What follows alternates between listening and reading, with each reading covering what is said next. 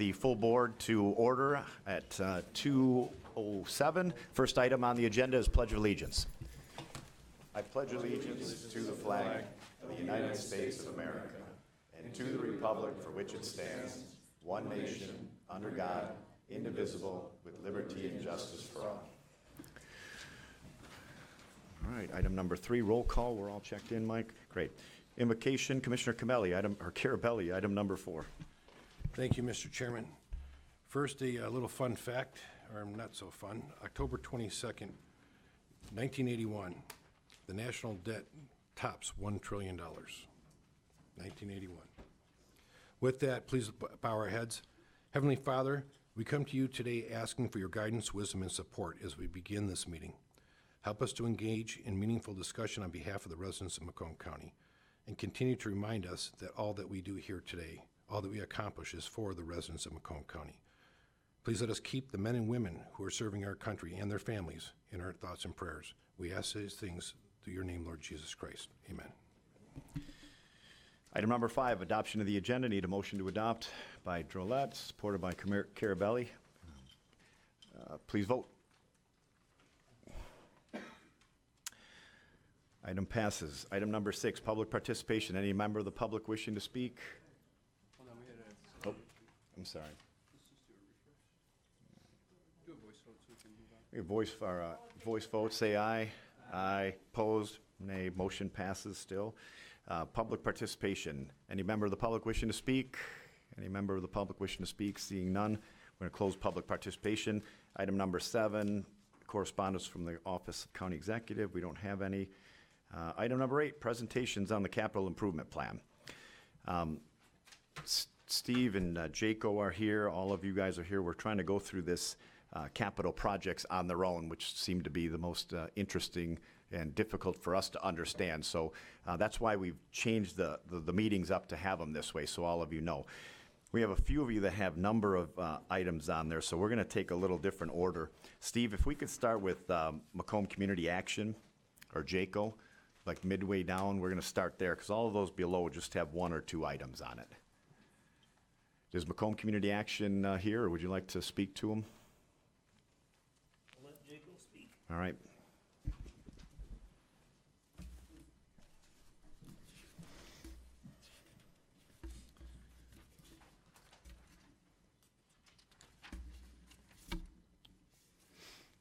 The first project for Macomb Community Action, good afternoon, Commissioners.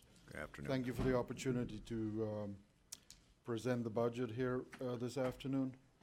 The first item on Macomb Community Action is transport and routing software.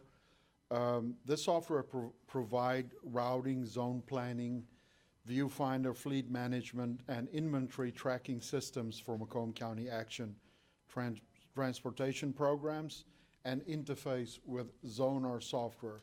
The following item on this list, so we can probably, if you want to, I'll just mention what the Zonar software is, or the Zonar hardware. This is the replacement and upgrade of tracking hardware related to Macomb Community Action Zonar fleet management system and student ridership tracking system that allows vehicle GPS tracking and diagnostics, along with student transportation tracking and monitoring.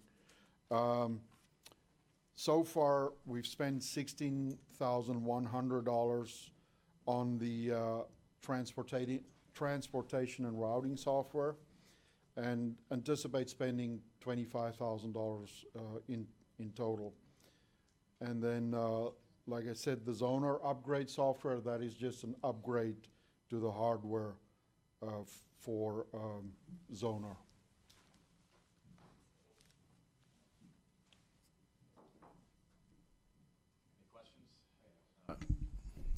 So I have an error, so we're going to have to go by hand. Go ahead, Jim. Thank you, Mr. Commissioner Chairman. Carabelli. Thank you, sir.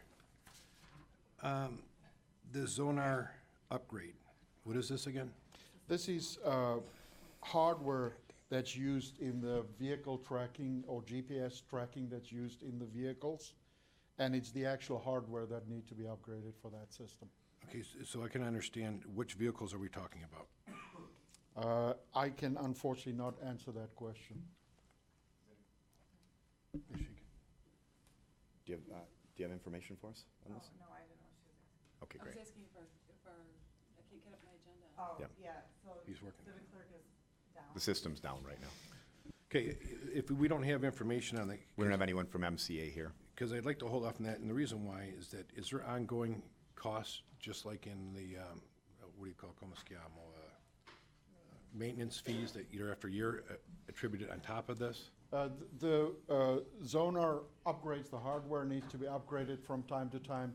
This is the first time that I can remember that we had to upgrade the zoner hardware. So I know it hasn't been done in many years.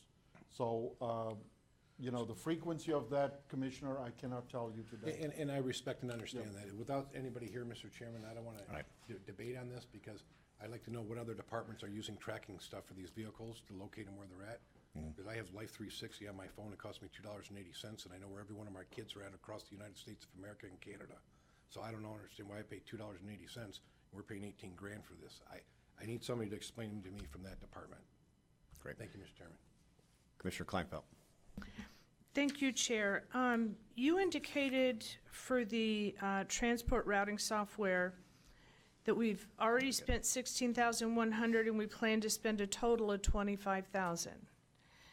But we have don't we have 25,000 in the plan for next year? So should we be subtracting the 16,1 from that? That is correct.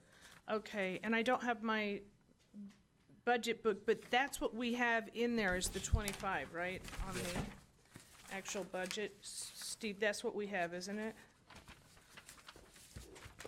Let's see. Yeah, you're correct, Commissioner. So, All right, what you'll notice is, I think if you, as Jaco goes through his list here, things have changed since the plan that was submitted that ties into the 2019 budget. Projects have been added, projects have been subtracted. So, once we get through today's presentation, I think you'll note, I think Crystal may have put a schedule together of adds and deletes. I have as well.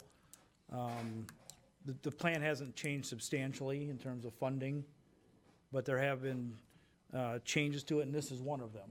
okay, I that just learned want about to, last week. okay, because our budget has it in there, so. It has the full 25 in it. So as we're going through, I just want to make notes of things that Correct. we will be doing. All right, thank you. Commissioner Drollet.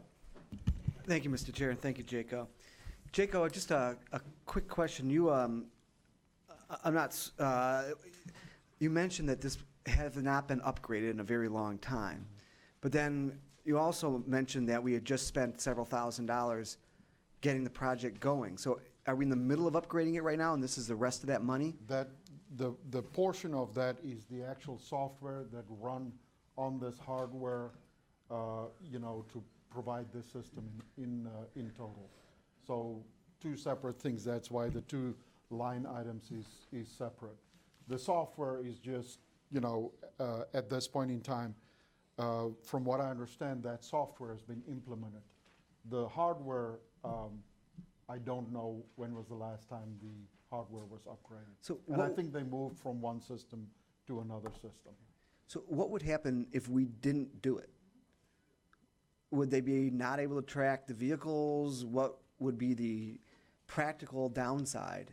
Well, not knowing that system myself in detail, immediate red flags that I would have when software is not being upgraded, that's a red flag for us. I cannot have old software that run on our network that's not patched. But apparently we do, because we haven't upgraded it in, I don't know how Yes. many years. Yes, and we try to keep it up to date as much as we can.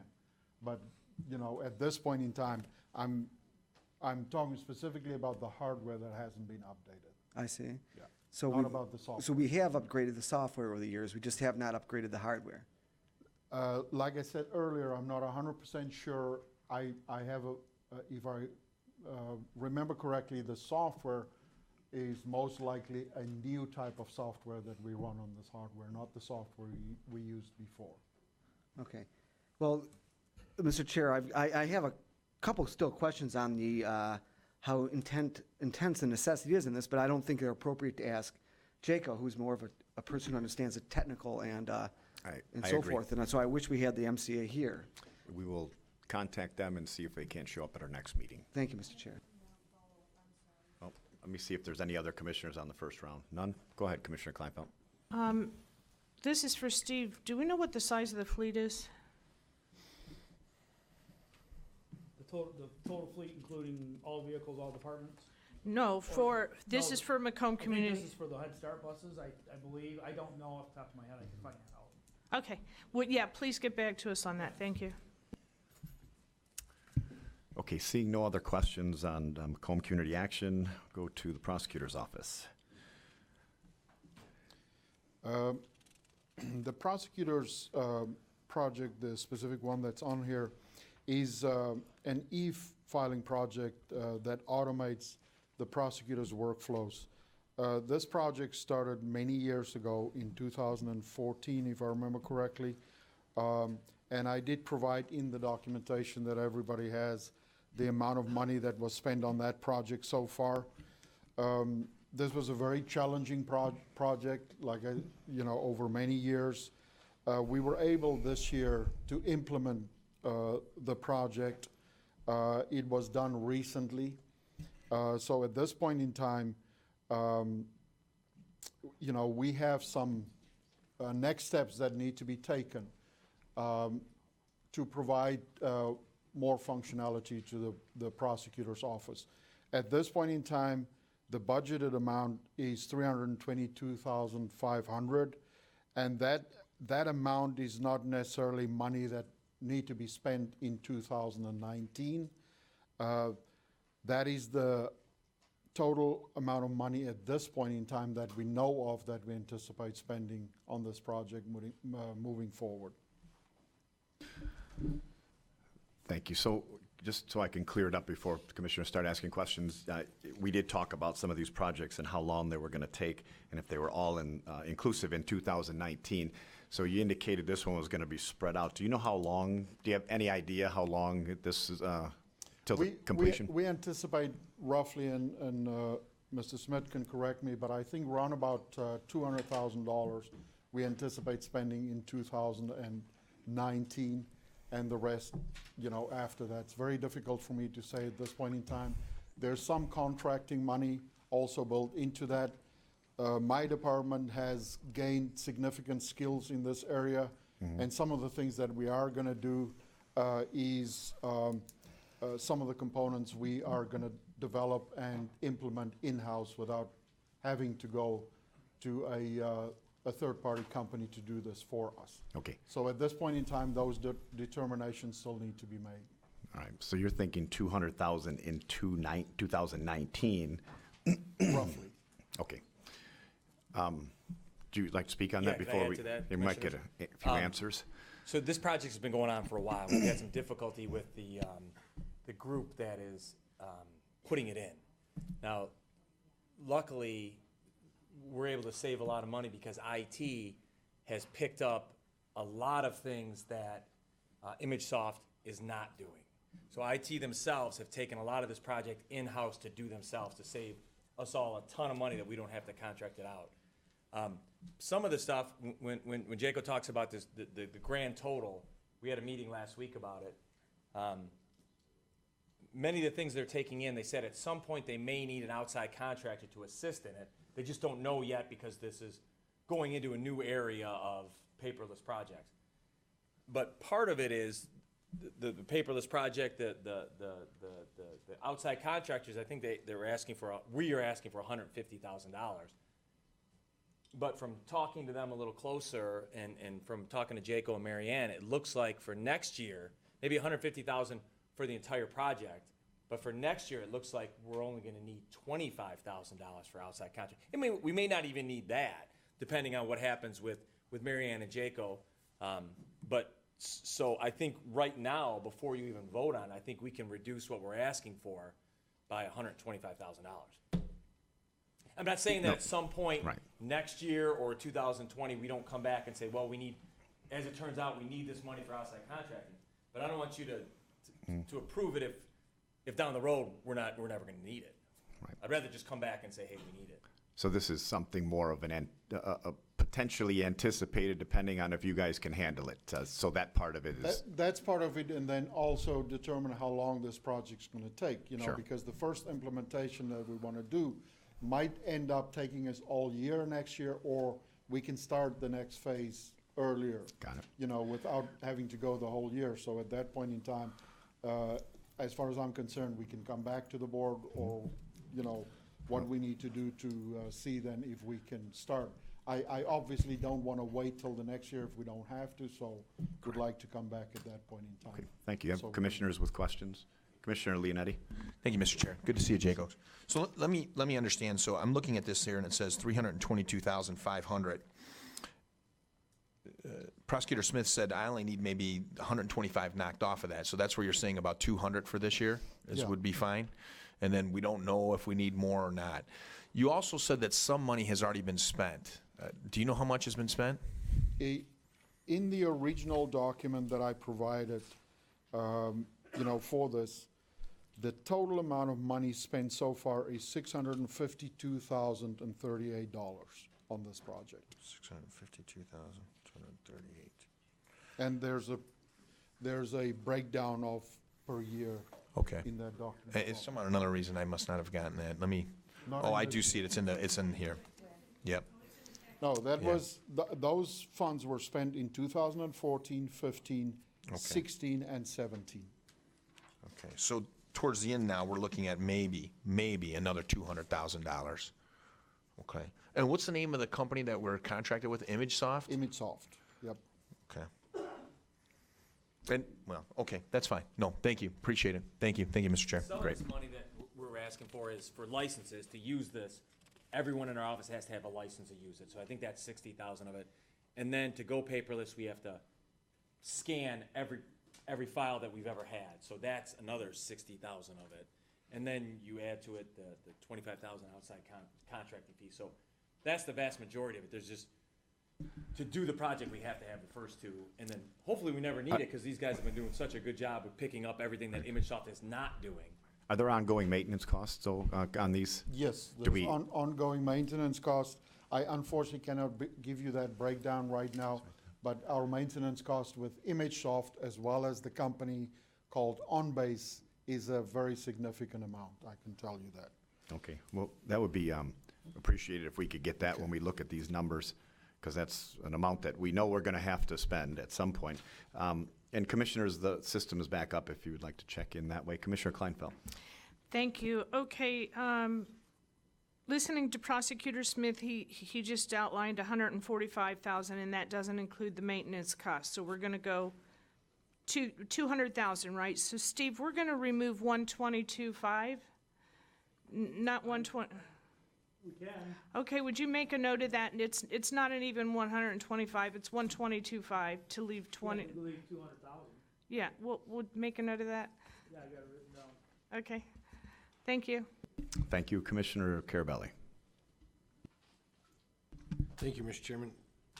Jacob, can you, I know ImageSoft. My question is, it was listed under e-filing. Is that correct? That's correct.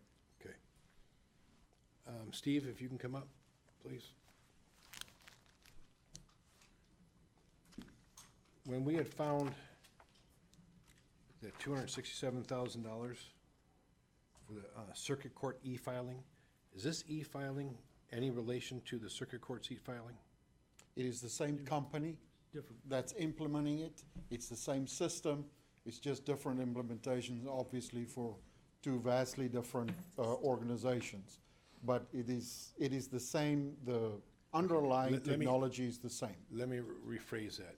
The information that the prosecutor is using in this e-filing, the actual work that's being done, is this part of the e-filing system where it would be going to the courts? Would it be going to information online? Are these totally separate e-filing? Or is this e-filing a larger picture where now the prosecutor can participate in the e-filing system that the court has and everybody else? It's really up to the prosecutors and the courts to decide, you know, what they're gonna share. But I can tell you today, as it is, the two systems are completely separate.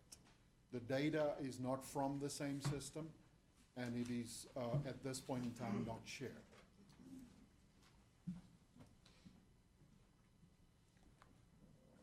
If the prosecutor can come back up, if he's still here? Oh, I apologize.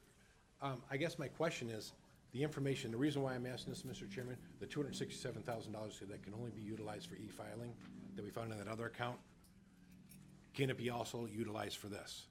And I guess my question is, in the prosecutor's office e-filing, does that relate to the court whatsoever? Will it be relating to the court? Go ahead. It will not be. It will not be. Okay, thank you. Thank you, Mr. Chair. Commissioner Drollet. Thank you, Mr. Chair. And just a quick question. I'm not a attorney or a prosecutor and very few arrests, so I don't know exactly what the intent of this is to do. What's the benefit of having the system once it's fully implemented? We'll be able to what will it do for us as a county? Well, it's going to reduce paper filing, storage at the warehouse. It's going to allow our assistant prosecutors to go to court with a laptop and be able to access the criminal case file, to streamline it and make it much more efficient. Yeah, and a lot too, he'll deal with discovery issues as well. Right now, a lot of our assistant prosecutors have to get their files in our office building and carry up to 70 files with them in big carts to court. When this is fully implemented, that will no longer exist, and we'll only have to take certain files that are for extended either preliminary examinations or trials. So it'll reduce the amount of time the prosecutors have to use in order to obtain documents, transport documents, and that sort of thing. Yep, absolutely. Will it be a substantial amount of time reduction? I guess we won't have those answers until the program is completely implemented, but. Okay. All right. I guess I always look at these programs, if there's going to be efficiency savings, it must mean that one of two things can happen. We've freed up our other people to do other tasks that are a higher value, or we've freed up enough people that we don't have to hire, people that we normally would have to maybe hire to do some of these tasks. So I'm just wondering what the savings will mean to the county in efficiency.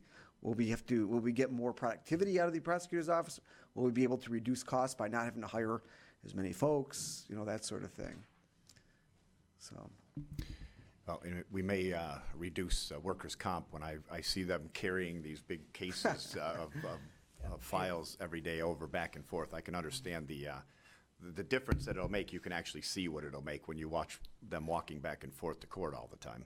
But productivity, like you said, it probably remains to be seen what's going to happen with that.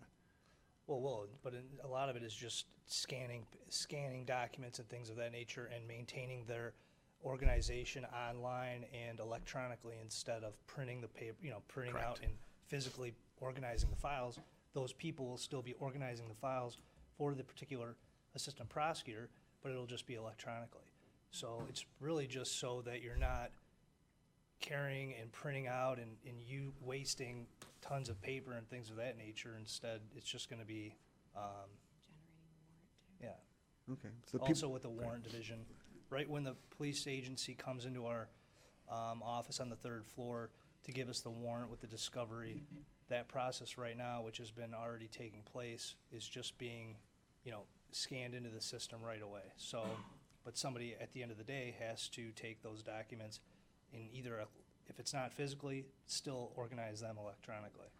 So by implementing the system, when it comes into full effect, will we be able to reduce overtime? Will we be able to increase some other performance measure? What will be the benefit then afterwards besides, we'll have freed up people, essentially.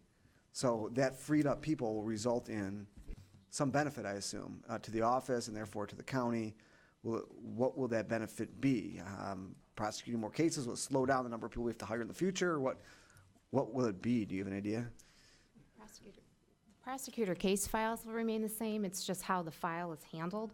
Right now, it will be submitted electronically through the LEAP portal with the originating agency. Okay. That will reduce their time as far as having to come to our office to get a warrant authorized. It's going to just increase productivity as far as how the whole case file is handled. Because Okay. everything is done electronically. But if and it's more ultimately efficient. we're doing all those things now inefficiently, We could save $600,000 by never having implemented and just continue to do these things inefficiently if there's not going to be a benefit of doing it efficiently. So the benefit has got to be additional people that we don't need as many people. I don't think I don't think it's being done inefficiently right now. Well, as efficiently as possible under the But, given right, but I think circumstance. also too is that sometimes because of the process, we need to adjourn cases 3 weeks because of the time it takes to do things. I think if the documents are electronically scanned in and organized in a certain way, it'll reduce time like that. So just moving the court process and getting back to victims on cases faster, sending information to the victims quicker, victim rights information, receiving that information back faster. The whole process will take hopefully a shorter amount of time for law enforcement as well as our victims and witnesses that we're dealing with as well. So it's not, we still have, thousands of cases we're dealing with, but we're just hoping in less, not necessarily a cost savings, but just an efficiency and speed where we're getting these cases resolved in a quicker manner because the documents and cases are all at our fingertips. So I think that's more of what we're hoping to receive as well as cost savings. We all like cost savings, but just the overall general efficiency of the situation. Okay. Well, thank you, Mr. Chair. Thank you both. Thank you. Commissioner Kleinfeld. I'm sorry that I'm coming back again on a second round again. My first question is, once this is all done, what is the anticipated yearly cost to keep it going?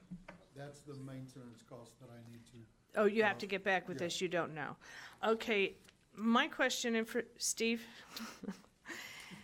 we have two documents here. You know, we have the 5-year capital plan, and then we have the one that I think you guys worked on that's very similar to it, but just a little bit different. Yeah, I believe that's a document that Crystal developed, the one that you. Yeah, but do you have it? No, I saw it, I don't have a copy of it. Okay.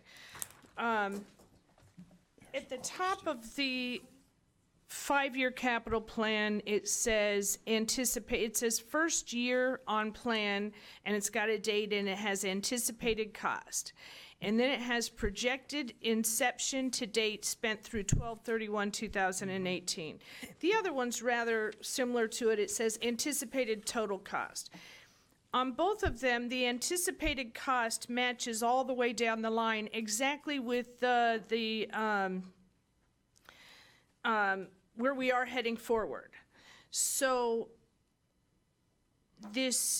so for the prosecutor's e-filing, it's got 322.5, but we've already spent over 600,000.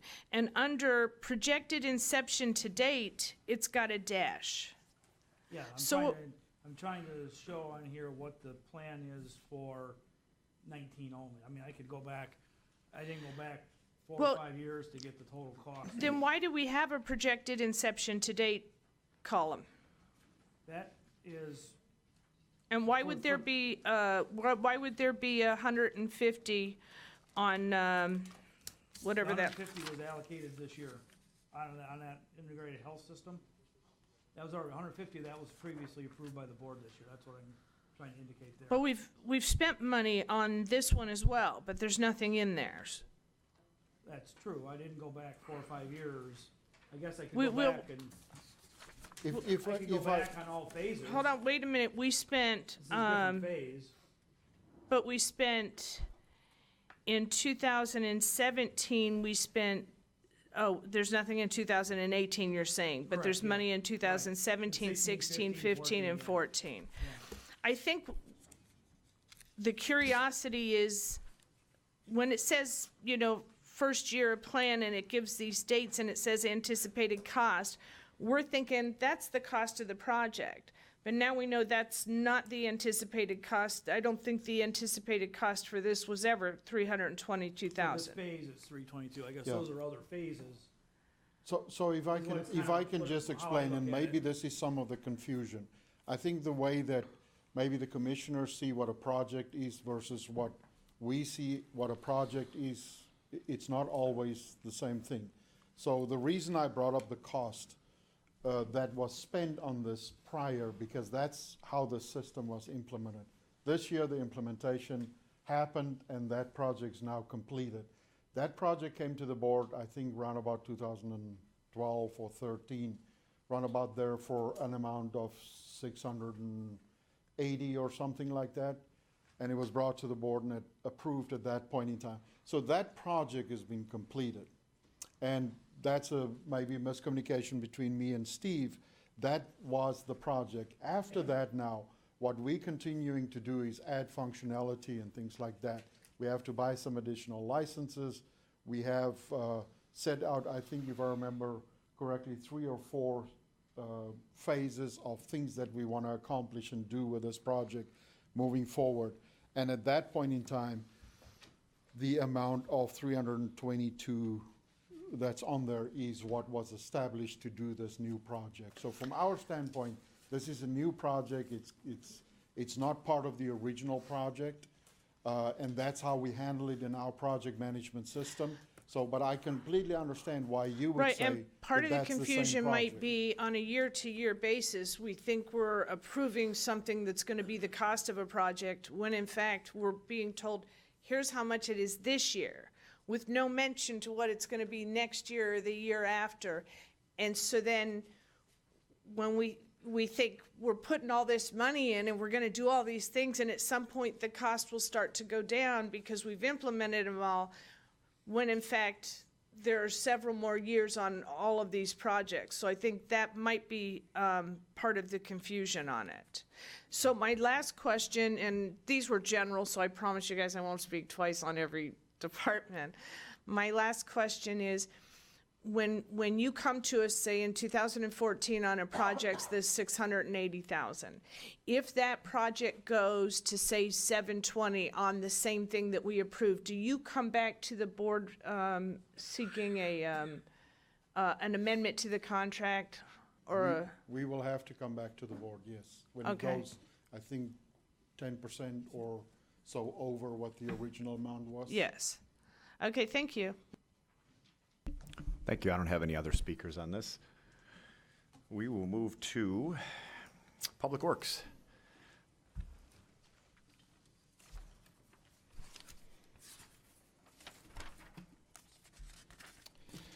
So on Public Works, there's 2 projects. The first one is Acela enhancements. If you look at my document,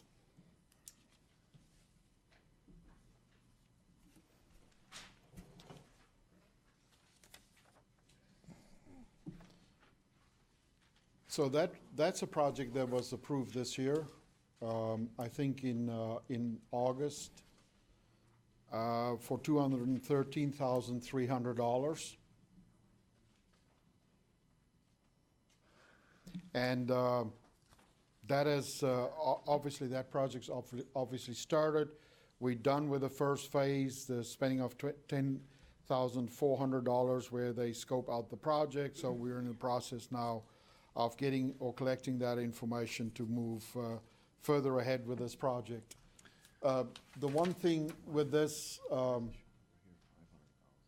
Mr. Smith, Yes. that we discussed earlier is this is going to be one of those projects, and I think at the time that it was approved, we said that this project will probably take about 6 months or so. Yep.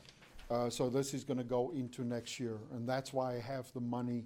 And I have the full amount here because I don't know exactly at the end of this year what's going to be spent and what's going to be needed for next year. So from that standpoint, that's why that project's on my list. What did we approve so far?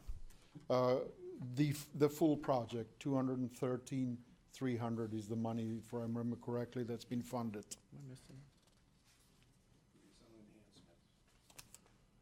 The Acela enhancements. Commissioner Carabelli? Jake, I gotta ask you a question.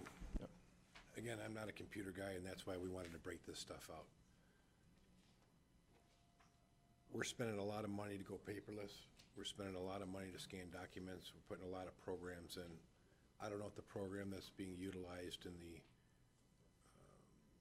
prosecutor's office that we're spending, just under $1 million total at the end of the day, is that the same type of software that, we could use in the drain office? Is that the same type Yeah, software. so if I can maybe clarify that a little bit more. We have, under the IT budget, there is an enterprise document management system project, and I think it's requesting funding for $200,000 a year. Before you go on, my question to you is, for example, the prosecutor has one called Soft, whatever the e-filing program was called, ImageSoft. What is the name of the program for the drain office? And it's the same thing, taking documents, scanning them in, and putting stuff in. It's a different company, right? Different software? Acela is a different company, yes. Okay. Can I stop you for 1 second? We're talking about two different things. You're talking about Acela down on the bottom here for 213, but Public Works also has an image scanning for $1 million in here. We're going to talk about that next? Yes. Okay. So the image scanning thing right here on your list, we're talking about down here on the very bottom of this one I'm sorry, page. what is this seller for? That's nothing Yeah, to do with can the you image explain stuff? that one? Thanks. Acela is a program that Public Works currently own. They have owned this program for many years. This program has not been utilized to its optimum. It's to your point, buying software and not using the software to its full capacity. What we're doing today is we're taking that software and we are now going to start utilizing that software to its full capacity. The software companies also changing their license model. So on that basis, we've taken up this initiative to now allow Public Works to do really more with what they already purchased and have in their system. So it's a different type of software. It also allows for paperless initiatives and things like that on the one hand. But what I wanted to explain earlier is on an IT side, we have a enterprise-wide project that a company called OnBase that was mentioned earlier. The basis for our enterprise document management system is OnBase. OnBase is what we build all these systems on top of. Acela, we're not building on top of that system. It has its own ability to take documents, ingest documents, and use them. But that doesn't mean that eventually we will not use OnBase for them as well to integrate that system with maybe other systems in the county. And that's where document sharing comes into play. So, And that's one of my concerns is to be able to be sharing. So whatever program that they're using, I know we have the GIS that Yeah. we're using in planning. Exactly. So is the information that they're using on this separate system 100% be able to talk? exactly, and we have those conversations on an ongoing basis. We just had a conversation this week regarding, GIS and all the integration of all these different systems to where everybody can use and share information. Okay, Mr. Chairman, just one last question, and this kind of takes everything into consideration. Again, not being a computer guy like you are, and I hear about millions of dollars going into buying new hardware, software, and all different stuff. What I want to know is, with all the stuff that the prosecutor's going to be putting online, all the stuff that the courts are putting online, all the stuff that, they're going to take their paperless now, their stuff, and put it all on. Do we have the capacity to be holding all this stuff and all these documents? We have the capacity. We're not going to have to buy another big cloud in the sky or whatever they, hold this stuff with. So we have all this, because I'm telling you, I don't want you coming back saying, now that we did all this, here's another $7 million we got to go buy this for. So you understand what I'm trying to say, right? So all this stuff that's being pieced together, and everybody has great projects, is all this stuff going to be able to get together and not going to come back and say, hey, we need to build a bigger mainframe, or whatever you call this stuff? Is that a fair statement, or am I hitting it on the head? It's not a fair statement, Commissioner. The meeting started a little different. I wanted to talk a little bit about cost in IT and, make sure that people understand the way that IT is done today and the way it was done yesterday has changed completely. It's not done the same way anymore.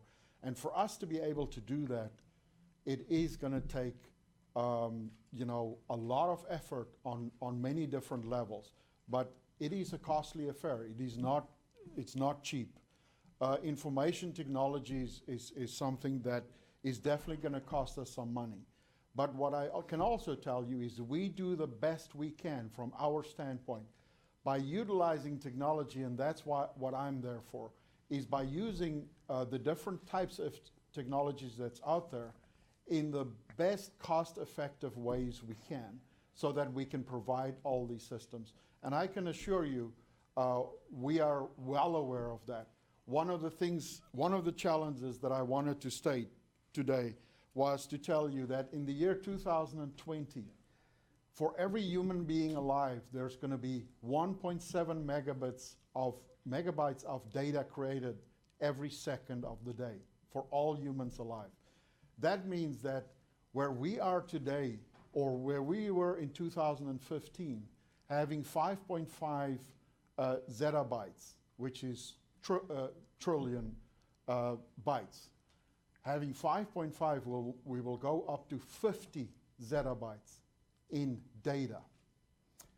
That's astonishing numbers.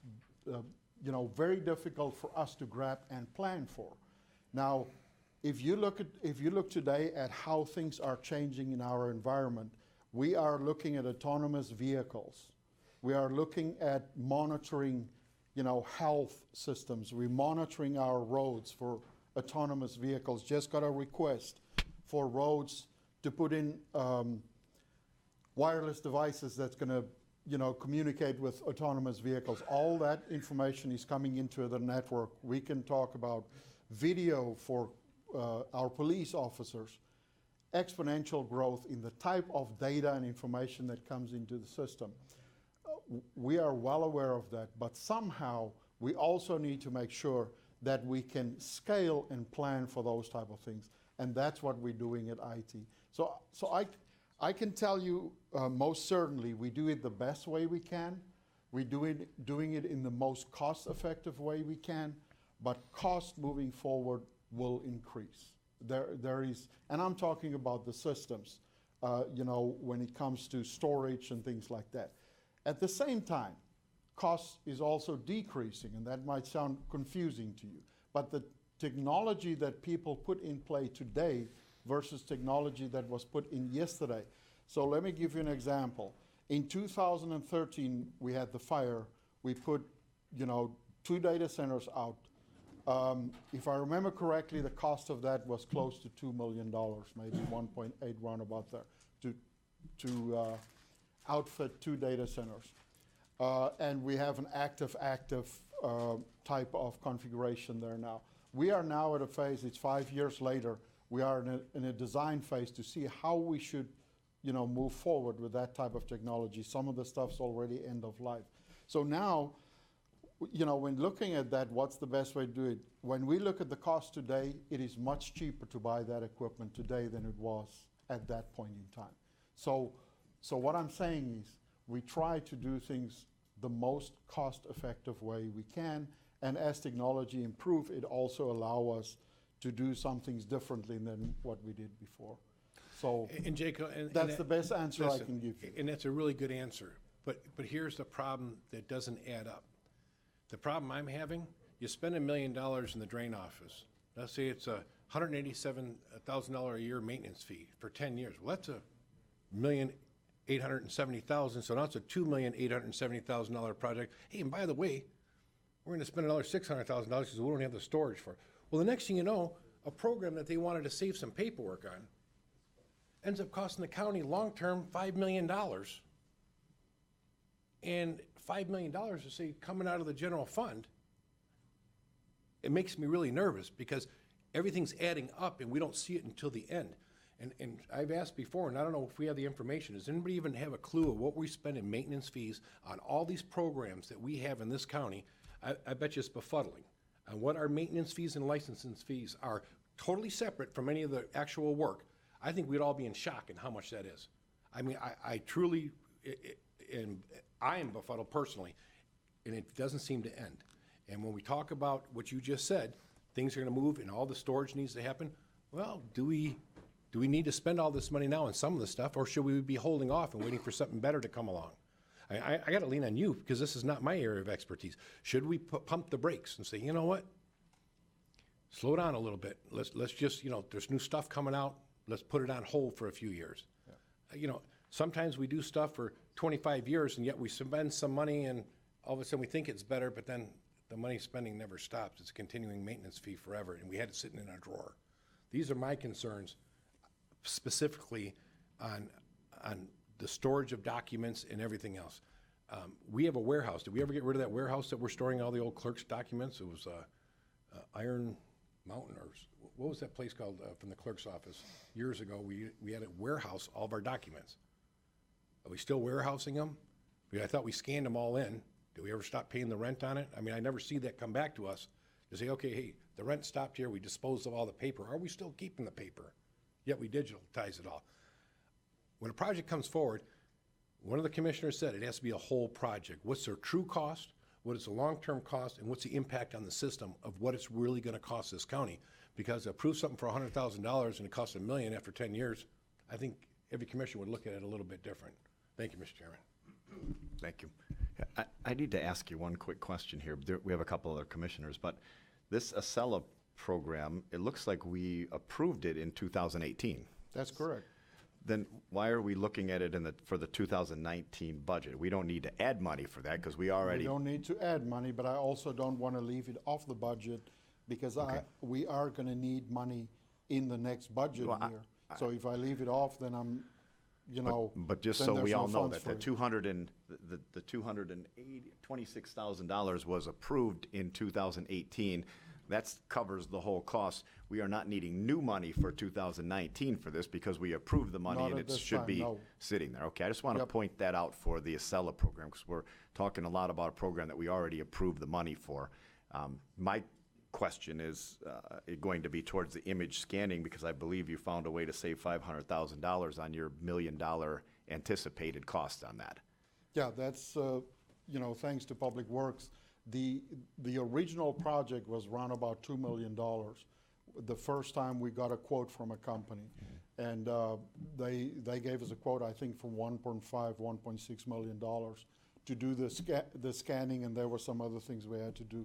And Public Works went to work, and maybe they can speak to it themselves, but they significantly reduced those numbers by doing, different things to reduce the cost of the whole project. Okay. Well, I'm sure some other commissioners have a couple of questions, and then if at the end, if you wouldn't mind just talking to that real quick, always good to hear a good story like that. Commissioner Kleinfeld, or Commissioner Lucido, I'm sorry, you're next. Thank you. Actually, my question was related to the same. I know Commissioner Miller had mentioned that you found microfiche or something like that that made it easier. Is that, okay, I'll let you explain that when you're ready, but that was my question as well. Commissioner Kleinfeld. Okay, and so mine's on the budget because in his paperwork, he's got $713,000 for 2019. Now I'm hearing the $213,000 was in 2018, and so do you how much of that? And it was what was the project amount you said? 226,400. And For Acela, yeah. it was 213, if I remember correctly. Let me just. No, I'm looking at that number, but he said we approved a contract for 226. That's what Crystal has right here, so listen, they've been going back and forth. Okay. Okay, all right, so what did you spend in 218? That project just kicked off recently. We've spent up until now $10,400, which is the first. It's probably not processed yet, but that's the first phase of that project. It was to do an assessment for us. Okay, and then what do you anticipate to spend before the end of the year additionally on top of that 10.4? I think roughly, I know we will most likely purchase licensing and things like that. I cannot give you the exact amount, but I think it's probably around about 60,000, if I remember correctly. Yeah. 60. Okay, so that's 70,400 that we should subtract from the 213, correct? That'll be subtracted from that amount for 2020. Now, the board approved 226,400. Jaco now has spent $10,400. Total project cost is still $226. Yep. The board approved a budget amendment for $226. We'll move the entire $226 out of the general fund in 2018 to fund the project, so there's cash to spend there in 2019. So if we've already done that, then we should remove the entire 213.3. Yeah, there's nothing on the 2019 plan for Okay, Acela. that was my second question, is because the 5-year capital plan sheet has the $1 million, and then the sheet Crystal created for 2019 has the $500,000. That's on the other projects. So that million's gonna be deducted by 500 for next year, correct? Correct. Okay, so I wanna mark that down. And that was my question, so the 213 isn't in either one of these? So the 213 that he listed in his paperwork that we're all talking about really isn't relevant for us to be having a conversation on? I would agree with you. That was, okay, all right, that was my question, and I think maybe some of the frustration we're hearing about technology is, we all thought if we streamline, we'll become more efficient.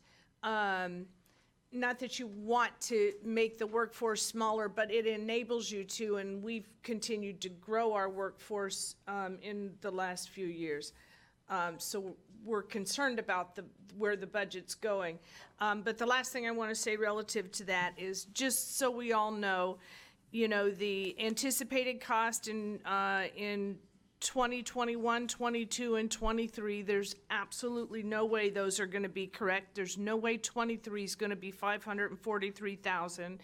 Jaco just talked a lot about the changing infrastructure and needing to set up for autonomous vehicles and everything else. So we should always assume that the numbers that we're seeing at the beginning of this 5 years are a lot more consistent than what we're going to see at the end. Thank you. Thank you. Commissioner Carabelli. More so for Steve and the drain office.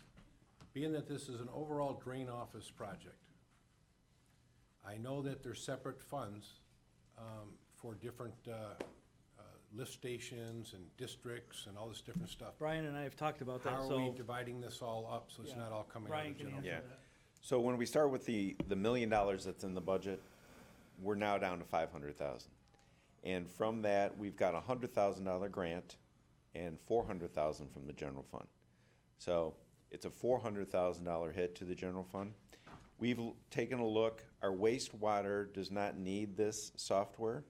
Our wastewater has very few historic documents, and the ones that they do have are in a different software that wastewater paid for. It's called NextGen, which is our asset management system. So this is only for our in-house non-wastewater folks, the imaging project. So the good thing is we've applied for a grant, $100,000. We expect to get that. We're about at 400,000. By finding that microfiche that we alluded to earlier, that saved us several $100,000. We were able to spend only $20,000 and get that microfiche digitized so it can go right on to OnBase. So what we're doing is we're piggybacking off an existing imaging system that the county already has. Most of the cost of the 500,000 is for scanning. And Jaco and Tom, his contractor, has found a low-cost way of hiring part-time staff to get that done. So I feel very comfortable that with the grant and with the low-cost options, this is a great opportunity for us to become more efficient. But again, it's not the wastewater side. The wastewater side's got the NextGen software. Okay, and again, being that I don't know, and I thank you for answering that, what about the drainage districts themselves that have the money? Are these drainage districts that you have separate funds in? Are they gonna be able to pick up the cost of any of this? The drainage districts would be tough. One, the employees that work for those drainage districts are general fund employees. So it's the wastewater districts where, like the 8.5 and the mid system, those are paid for that though by those districts. Those districts are not going to benefit from this. So all the drain staff are all from the general fund. So that would continue to be paid for out of the general fund. Okay, Thank you. Thank you, Mr. Chairman. Last question for Steve is, being that this is being reduced down to $400,000, you'll show $100,000 coming out of a grant, correct? Yeah, let me just. $400,000. I just want to make sure I'm on the same. Yeah, page. let me just say something. So, once we go through this whole list, Crystal has a list of the new numbers. I've also got a list of the new numbers. I will just submit a new plan in the format you're used to seeing the capital plan in, that has all the changes. And that'll be shortly, I mean, in a day or so. Great, thank you. I don't have any other speakers on Public Works. Move to the Sheriff Department. The Sheriff Department, the item on their offender track jail management system replacement, and this is a project to replace the jail management system that is nearing end of life. We have this year been involved, beginning of the year, involved in some negotiations with Captain Roberts and myself, and was able to reduce the support bill for this contract significantly. They allow us 5 years from, if I remember correctly, Captain Roberts, from beginning of this year, 5 years that product is going to be active. But at some point in time, we have to replace this product because it is end of life. They're not going to continue supporting it. The concern for us from an IT standpoint there is that it is a really big endeavor to change this over to a new software program. So there's going to be data conversion and things like that needs to take place. So we're probably talking about a 2-year project to get this completed. So at some point in time, we will have to do an RFP or something at, and then this project obviously at that time can start. But I think 2018 till 2023, we have, to get this done. So that's where that money is coming from or needed for.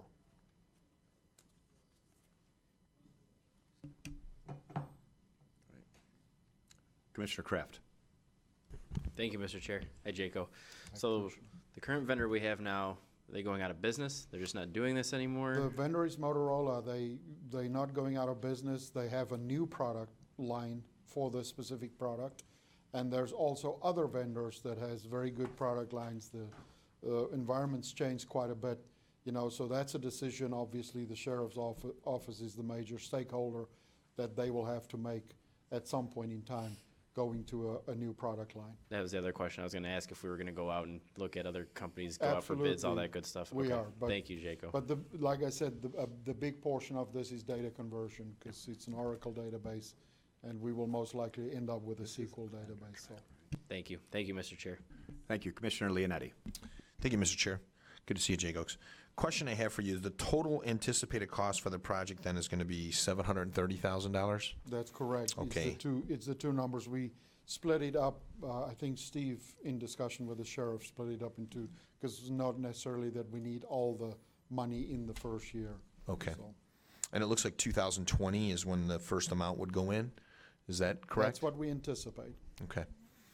Okay, thank you. Thank you, Mr. Chair. Thank you. Commissioner Drolat. Commissioner Carabelli. Thank you, Mr. Chairman.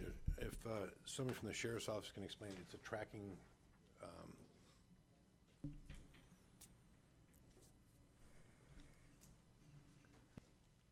Afternoon, Commissioners. Jacob, good job. Are you asking what it tracks? Is that what? Well, I guess let me ask you this question. Sure. Jaco, how much was the light with the speaker? Is that on here? Okay, well, I'm just, my question is technology. We have a whole bunch of cameras that are coming up soon too, right? There's a camera system that we're investing millions of dollars into. We have a lot of money going into the speaker system and the light type of thing, and we have a tracking system. How do they all work together? Okay. They are all involved in the jail. I would say that's the connection between them. But Offender Track is the mechanism where all of the inmate records are kept. for people coming in, all of the information that comes from the court system, the information from the prosecutor's office that's entered, keeping track of the inmates as they progress through the system. It also tracks all the housing movements within the facility. It tracks any kind of violations that they might have while they're there. It's a tracking of where they go because there is movement. Someone could be writted out to another agency and then brought back to us, so we're able to keep track of it that way. The many that we have in the hospital, it still tracks where they're housed.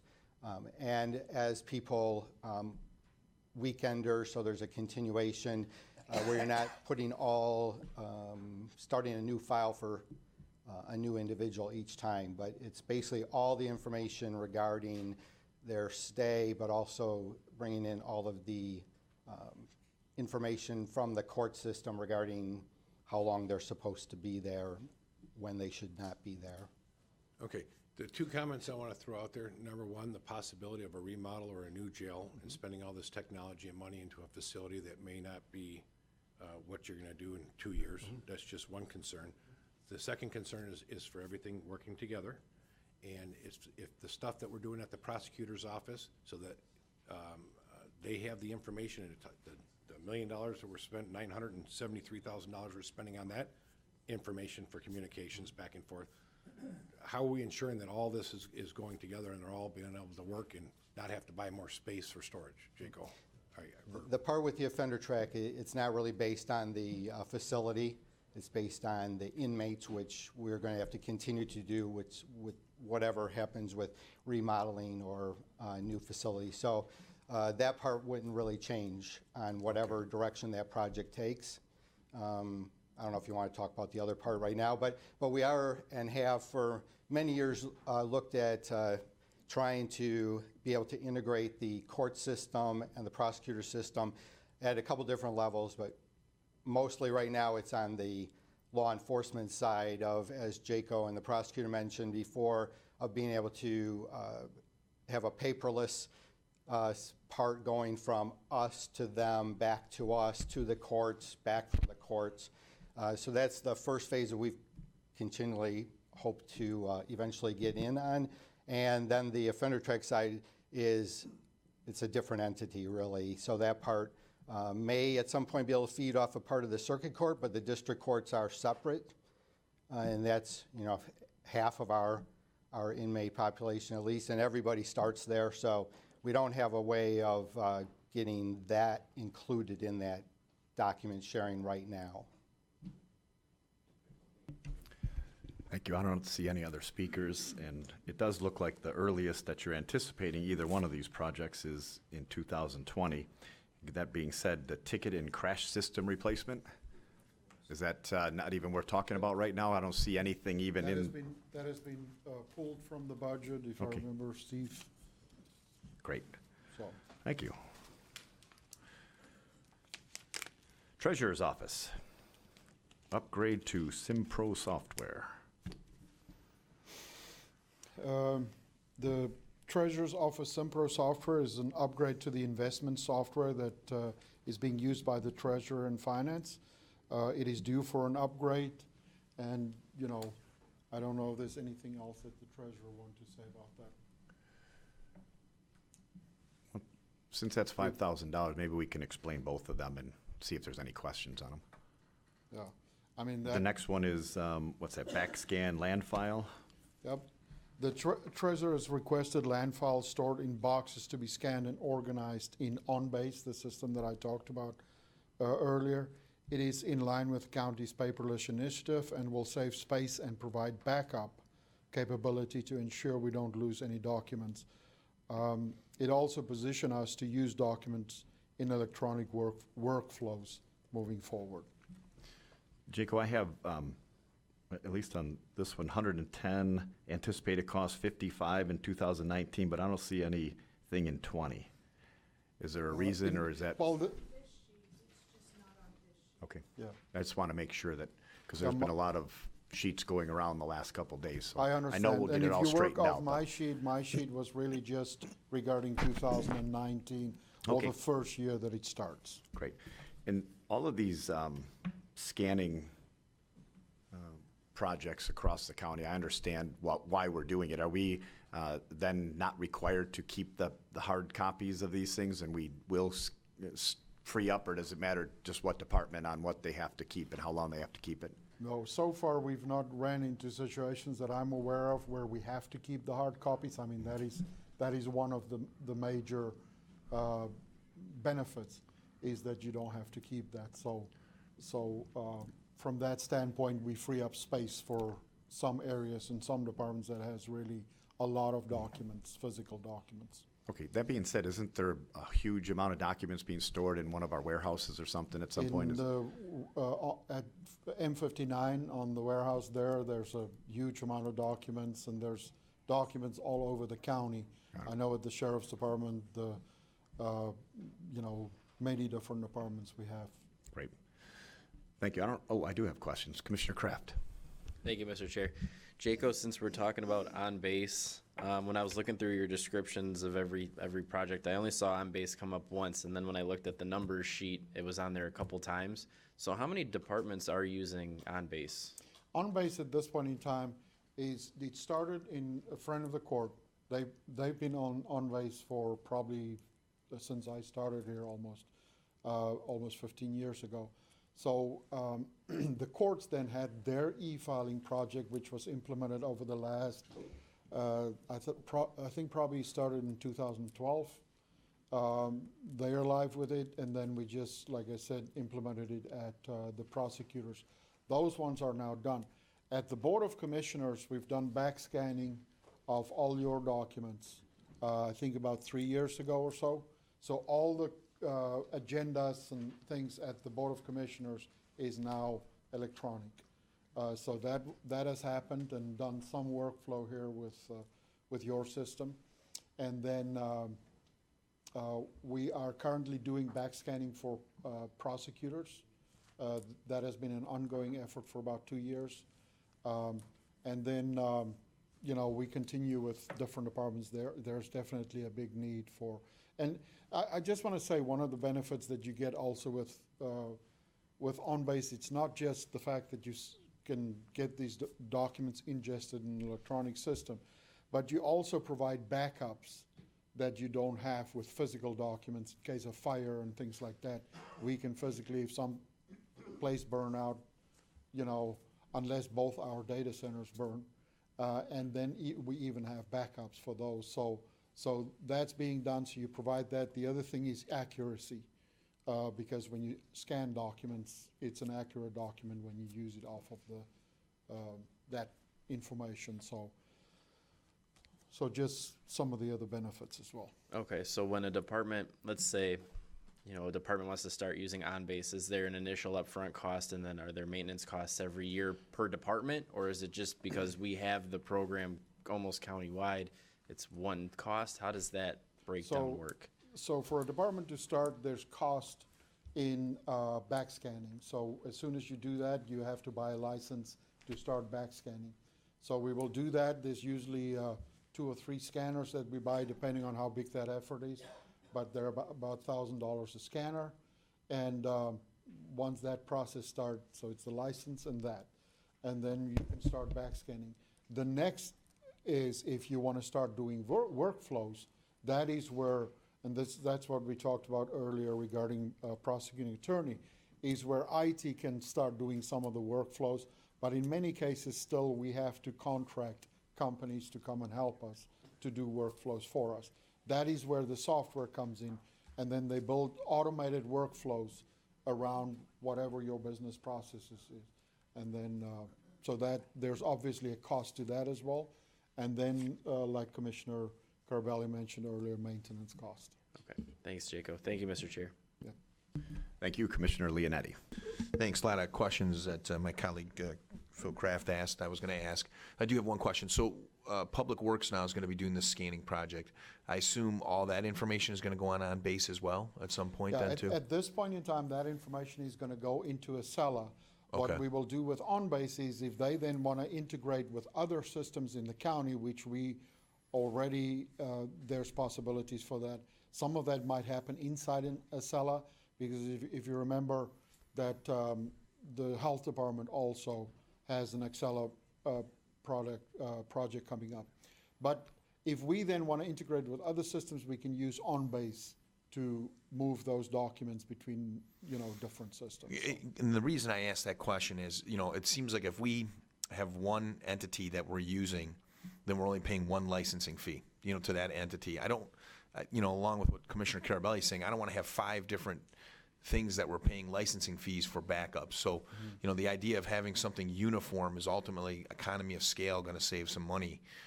So I like seeing OnBase, like Commissioner Kraft said, I see OnBase on a couple of these different departments. So, And that is, like I said earlier, it's our enterprise document management system. But in some cases, there's applications that's built specifically for their workflows that already exist. So there's trade-offs that you have to look at, what's the best way to provide those services. okay, fair enough. All right, thank you. Thank you, Mr. Chair. Thank you, Commissioner Drollet. Thank you, Mr. Chair. It's kind of a basic question, but the amount that we're expending for scanning of these documents, that includes the personnel cost of running through the scans and that sort of thing, and that's done by the company that we hire. Yeah, there's at this point in time, we use, different types of people, but there's people that, at a very reasonable rate that we hire to scan these documents for us on an ongoing basis. So does this amount that we're appropriating cover that cost then That's of correct. hiring those folks? And we treat that as, temporary folks or as efficiently as possible? Yeah. Right. Okay, thank you. Thank you, Mr. Chair. Thank you, Commissioner. I don't have any other questions regarding the treasurers, so we will move to veterans. Ms. Rios, I'm gonna have Consolidated Laura Service explain Expansion. this. I'll do this the best I can. So this is actually not the Veterans Project, this is the Portal of Service Project that I'm the chair of for the Human Services Coordinating Body. So this is the kiosks that we have around the county that we implemented this year. And this project is the user maintenance, the cost, and adding more kiosks. So that's what the 64,000 would be. And also a 1,600, well, it would be for people to go to Utah to attend a course so they can maximize the benefit of using it and also allow other departments to use this same software. Okay. I have a couple commissioners, but I'm going to ask the question that everybody's been asking about different things like this. Is there any money in your millage or any other ways that you looked at to try to pull this out of rather than having to come from general fund? This isn't a veterans project. Oh. I'm just the chair of the Human Services Coordinating Body project. So this was the project from the Human Services Coordinating Body.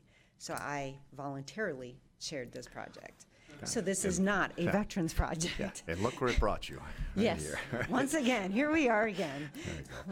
So it is a county-wide project where we've placed, there's 10 different agencies that sit at the table. We've been meeting now for almost 3 years, and we've developed this software to get, remember I've been quarterly telling you about it and bringing you some statistics, and we meet again. So we just launched live in September, where it went, and it's now on our county website, on our homepage on our county website. So we are getting lots more hits and lots more people taking the survey to get more services.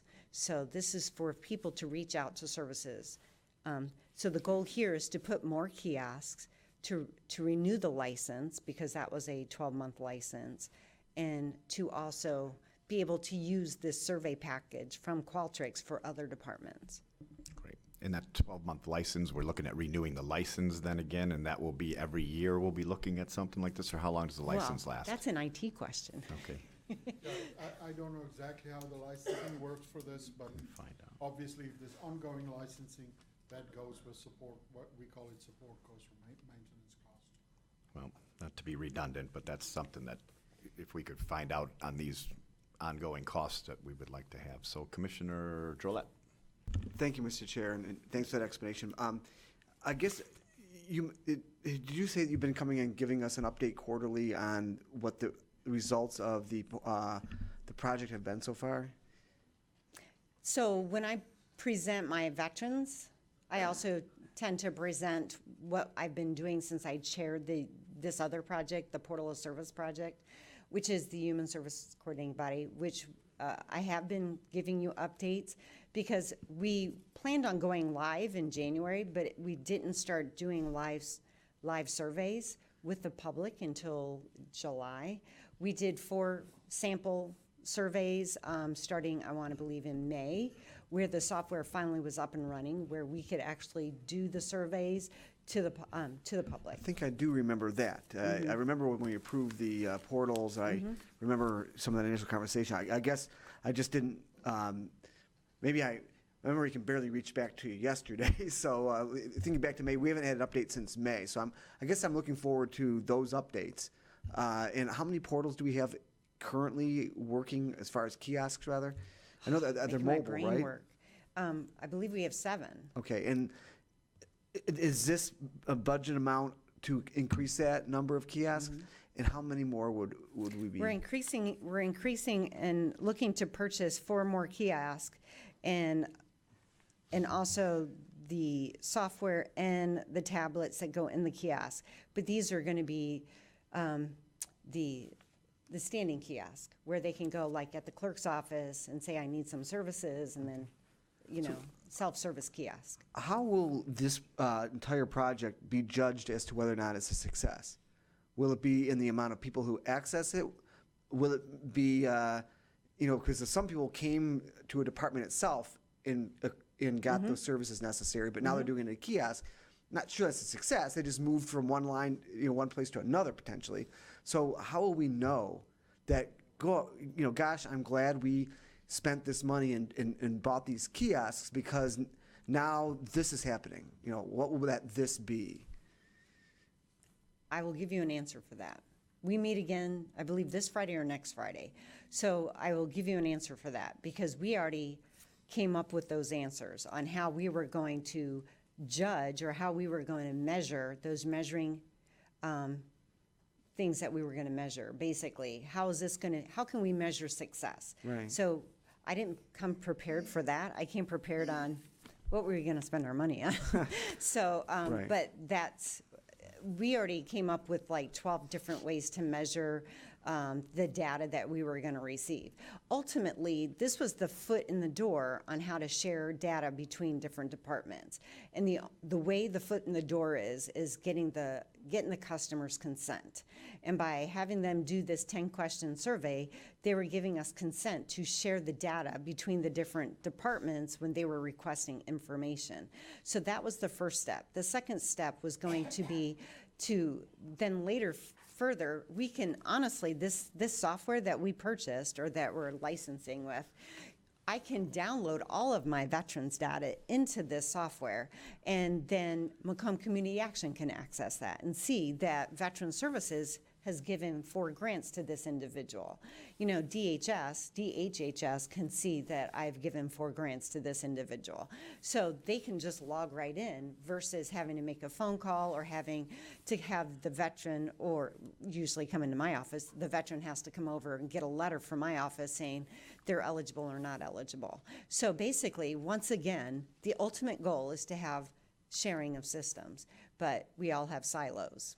So the start is getting the customer's consent. So this is what we developed. Okay, that's very helpful. Thank you very much. That's actually more than I knew about the system initially, so that is helpful. But yeah, if you could, I look forward to a future presentation when we can look and see what the measurements are as far as what our goals are. So thank you very much.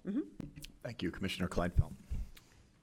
Thank you. If the information is confidential, I'm concerned that having them do a survey is them giving consent to share everything else that you have in your system on them. Unless they specifically say, yes, you may share everything that you have on me with other people. Correct. So right now, this was our first step. Correct.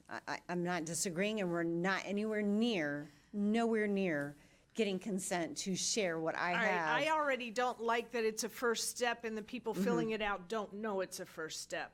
I guess that No. kind of doesn't sit well with me, because I always hate it when I just, as the user of things, I don't really like when the intention is not what's I would actually in not front use of me. that data. I would honestly not use that data.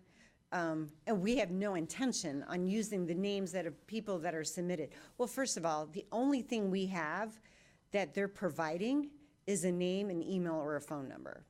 That's it. So I don't have a social security number to match that to. And every file I have in my office has a social security number. So the only thing that we're using is, at this step, is we're providing information and providing At services. this step, just Correct. keep that in mind. You Correct. said this is an opening for a plan that you have, and the Correct. consumer doesn't know that. I just I putting it agree. out there. The consumer doesn't know what your Mm-hmm. end goal is here, so that's just something that concerns me. Okay, so how many kiosks did you say you have now? I believe we have 7. 7, and what are the? Do you know what the response numbers are for those kiosks are? I have not pulled a report since September. So the last report I pulled was prior to us going live and the press release going out to the public in the newspapers, on the TV, and on our website. So prior to that, I want to say from July through the 1st of September, we had 100. But that's because our agencies are using it and our kiosk went live. So if they came to my waiting area, they could use it. But once the press release went out, I have not pulled another data report, which we're pulling this week because we're having another meeting. Okay, because they're two separate things, and that's, I think, one of the things we're trying to figure out is the value of the kiosks versus the value of the advertising and going live thing. I think because when Commissioner Leonetti was asking about I think it was Leonetti asking about the kiosks. Somebody did. Anyway, the value of them and whether or not they're two separate things. So if you could sort of track them separately, I don't know if you can or not. No, You cannot. because we did not purchase that ability in the software. Okay. So when we had the opportunity to look at the software, we did not purchase that feature. And I'll tell you why. Because mental health. Because we asked a mental health question and mental health didn't want to play and they weren't going to be at our table if we could track down, it was Who this from. actually used their if- kiosk? Who used the kiosk at mental health, or Okay. who's Commissioner, can I their stop for questions. 1 second? I know you're going to come in and explain this a little better soon, and I think we're That's just, in I know November. what, I mean, Yeah. we understand what the budget I'm- item is, but can, No, I'm specifically trying to figure out because we're breakdown? purchasing kiosks. This was budget related. And I've asked 2 questions. All right. I have one more question. All right. Okay? Let's Because go. I've got them written down. all right. All right, so my third question is is to Steve. This involves several departments. Should this be allocated differently than in the Veterans Department? And we've got that unallocated that you used for other weird stuff like the. Well, I guess I would have to go back and, it was presented to me as a project for veterans, that's why it's on the list the way it is. Whether it's still gonna come most likely from the general fund, so whether we assign a certain value to 4 departments or all to 1, it'll all come from the general fund. But you may want, you're Yeah. gonna be looking at whether or not you should be allocating, because she does have a dedicated millage, you might not wanna allocate it that way, even if it's coming Well, in from the general fund, Yeah, just so to, unfortunately, what I'm hearing today is a little different than I understood earlier, so. okay. I understood it to be a veterans project, so I assumed it was coming out of the veterans millage. Now I'm hearing something different, which is gonna change the So scope it'll of the change plan. these. Okay, the numbers won't change, just where they're allocated. Thank you. Right. Okay, thank you. Commissioner Leonetti. That answered one of my questions, is where exactly the funds were going to come out of. I do like this because, you know, we're talking about all these different programs, and basically it's for government's internal use. This here is the only program I see that the public apparently can go on and try to find the best solution for a person who has some needs, whether they be a veteran or mental health or whatever. $65,000 sounds like a low price. And is this price just, and you may have answered this and I might not have heard it. Is this just for the 4 different kiosks that we're going to put? No. Okay. So the user license is 30,000 to renew. That's what I wanted to know. So the user license every year is 30,000. That's what I needed to know. So Okay. the big kicker is if we want, Qualtrics can do a lot of things. And we just bought the basic package last year, or in 2000 and what year are we in? 2017. So we had money obligated for this project in 2017. So when we didn't know what we didn't know because we were developing an idea. And once we developed the idea and we started using the idea, obviously we're changing it. And that's why it kept taking a little bit longer to launch it. And IT, his staff, is the one doing all the work, putting the software together. I mean, putting the questionnaires together and making sure everything works. So that's where the time, and plus you've got 12 people sitting around the table from 12 different agencies changing their mind every single time we meet. And that happens all the time. So it all comes down to the user licenses, 30,000. So there is some money, and I believe it's 20,000, that is now going to enhance that user license so it can do more things.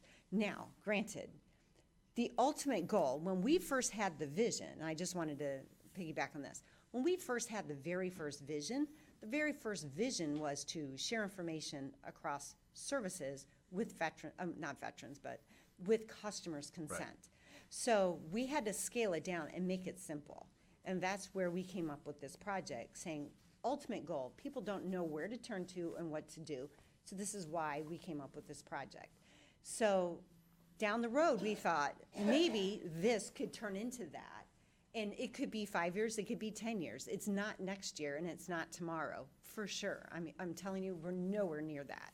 Okay. But we didn't want, we found a software company and we found Qualtrics that eventually it could happen if we wanted to do that.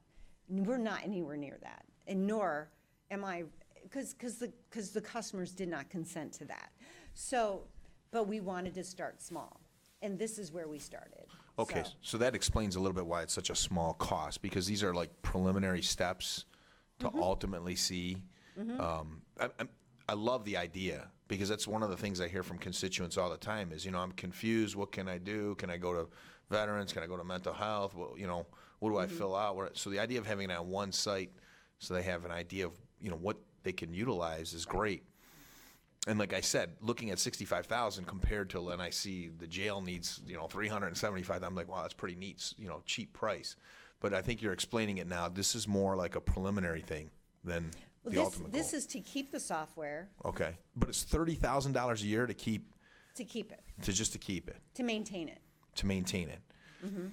Okay. And is that, go ahead. There's usually the way software work nowadays. It's a license. Oh, yeah. So when you buy a license, in the old days, we bought a piece of software, and then every 5 years or so, you would buy another piece and upgrade it. Doesn't work like that anymore. Now you pay a premium every year, and it goes for maintenance of the software as well as the upgrades. So in most cases nowadays, upgrades are included.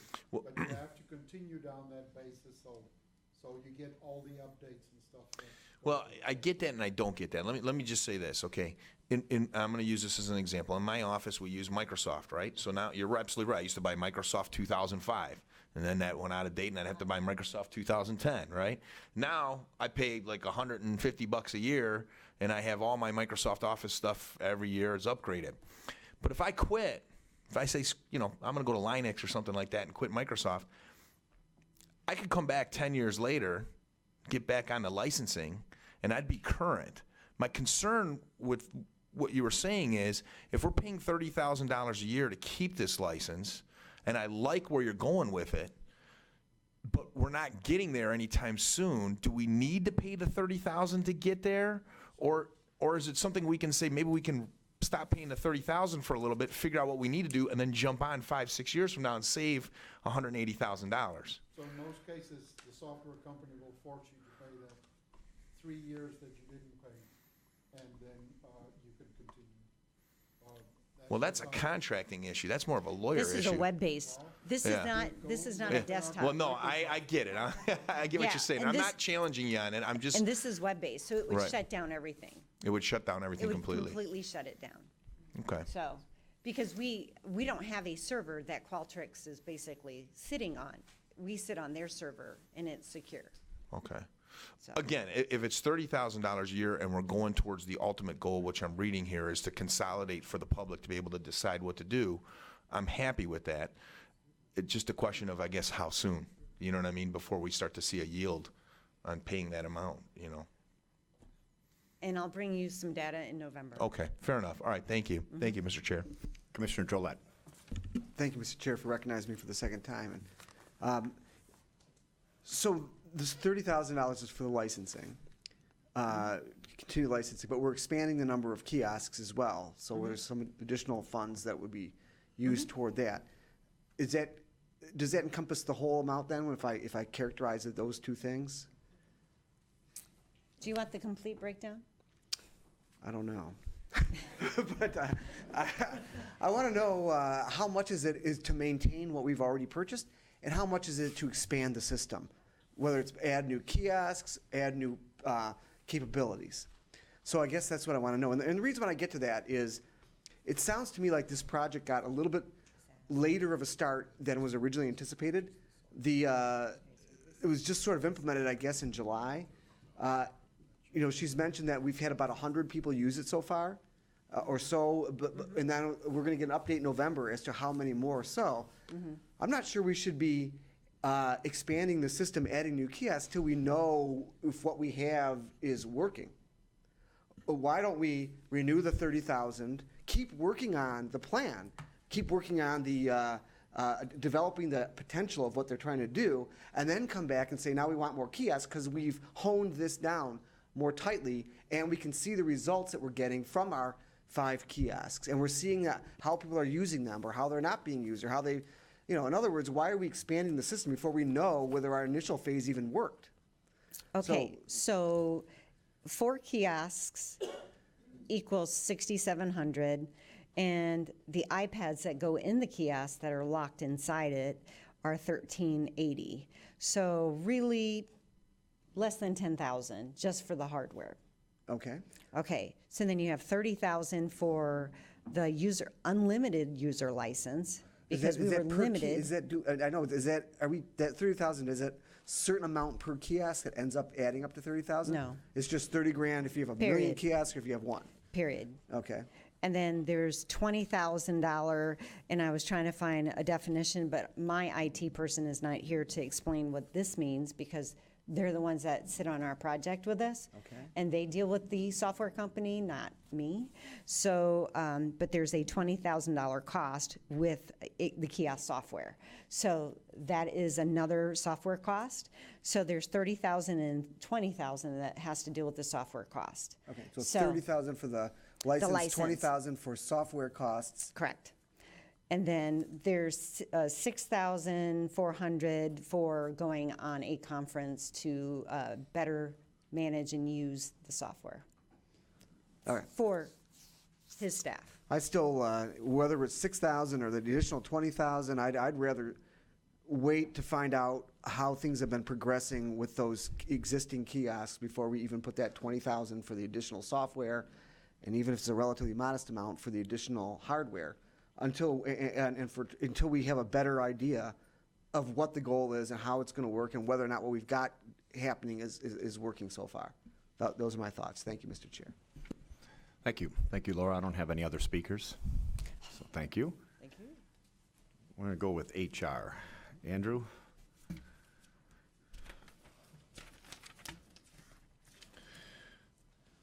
It's a $26,000 item. We should be here for no more than 45 minutes on you. Is that it? Oh, man. Yeah, so this item is to integrate NeoGov, which is the software that HR uses to, when we appoint new employees, you know, the whole hiring software that they use for that purpose. At this point in time, that software is not integrated with one solution, and to be able to do that integration, that's what the $26,000 is for. I do have to state that this project can only start in 2021, because there is an upgrade that need to take place to one solution before this can start. So this is 2-3 years down the line. Okay. Great. I'm not sure that we have to have any discussion on this if we're not looking at having anything this year. We Well, we can only get numbers so fast there, Commissioner, and that's what we've been doing the last week here. So we don't have, I don't have any questions for you, Andrew. Sorry to make you wait through this, but we also didn't realize we were out at 21. So, thank you. It's the best speech ever. Thank you. Thanks. Let's go to the clerk's office.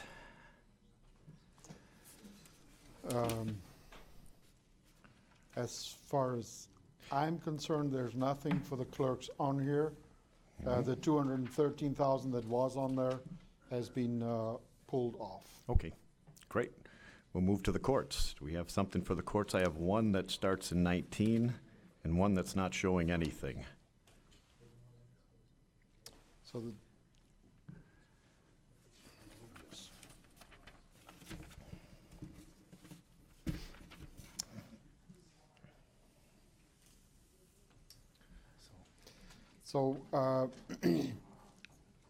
there might be some confusion between me and Steve's numbers, but I just want to mention the things that is on my list that I provided, and that is docket display for 2019. Yes. That's ongoing. That money is not funded for this year. We will need that money in 2019, and the reason being, docket display was done on the back end of the downtown renovation project, and the court building will only be completed next year. So once that's done, we can complete the docket display for the court building. We've implemented it in the old county building, but not in the court building. Commissioner Carabelli? Thank you, Mr. Chairman. I don't know, so help me along. I understand docket display at the court. Why would we want docket display at the old county building? The docket display is a system that actually displays the dockets for the day. It's currently, oh, I'm sorry, I apologize. It currently is displaying the dockets for the old county building. So it displays all the front of the court referee hearings, the juvenile referee hearings. And that's at the old county building? And that is at the old county all right. building. That And answers so that we're question. just bringing this to the circuit court building. Okay, Mr. Chairman, if I can, Steve, since we have the court up here,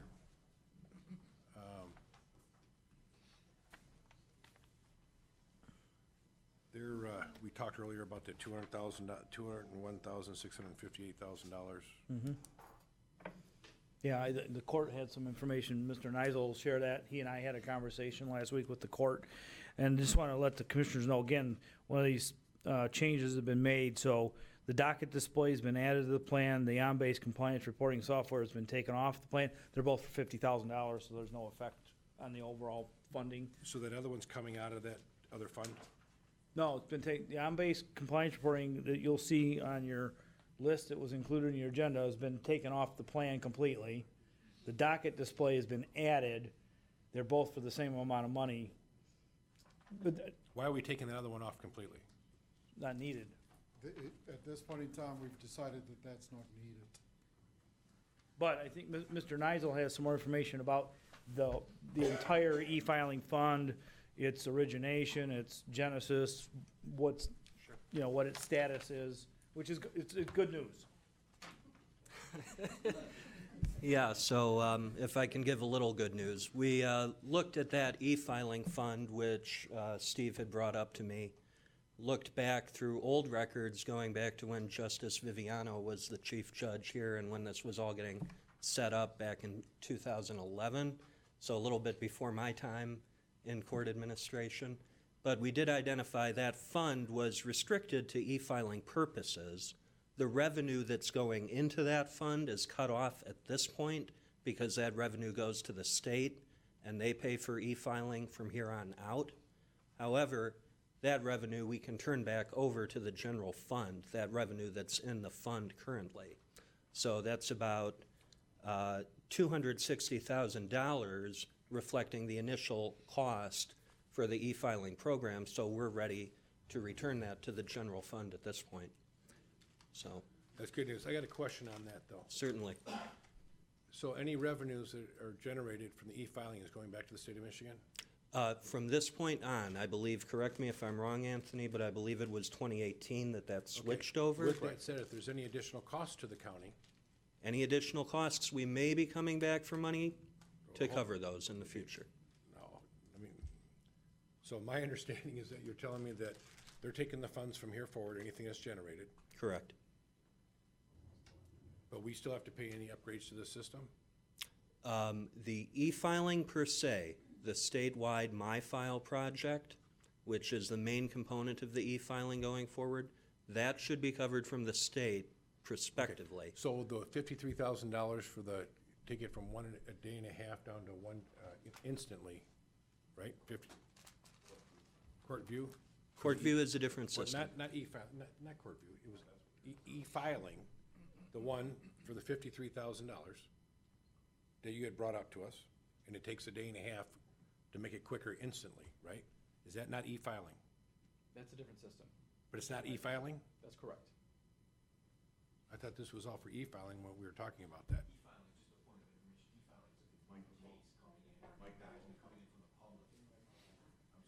So e-filing, if I could give a real basic, it's the member of the public or the attorney is scanning a document basically and uploading it into our system.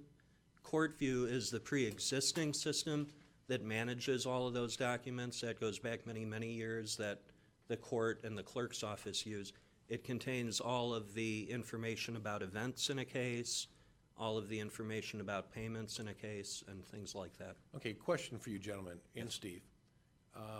I went through an old budget, and I found out that there's supposed to be a separate fund set up for tickets at the district courts for paying for any building renovations that I seen in our capital program, that we were gonna talk later. It's not supposed to come out of the general fund anymore. It's supposed to come out of a special ticket revenue from the district courts. Okay, I'll show you that as soon as this meeting's over. I know what you're talking about. With that said, is there any fee that we can put on top of any of our costs with this court view and all these fancy things that we have to pass on the actual cost, not to make money, to cover the cost, a fee onto a court case, a fee onto whatever it is? Is there a way that we can recapture any of these funds? Short answer is we're very limited by statute as to what we can recapture. So there are state minimum costs that go to the state. There is an amount of money that you can recapture through court costs, but we do that already. That's per the state court administrative office. So we're limited by statute. You can't just tack on additional costs just Okay. to cover things. All right, I'll look into that. Thank you. Thank you, Sure. Mr. Chairman. Thank you. I don't see any other speakers, so thank you. Oh, I don't have you on here. Okay, go ahead. Maybe I missed it. What happened to the 181,000, the court, the AV arraignment? It's similar to the Acela. So that was approved for 187,000 some odd dollars earlier this year. So it's same scenario. Thank you. Thank you. And John, one more question. We are going to be meeting soon on that whole video arraignment thing that we've been discussing, and we'll talk more about it. Okay, thanks. Yes, sure. Thank you. All right. We are to the Health Department.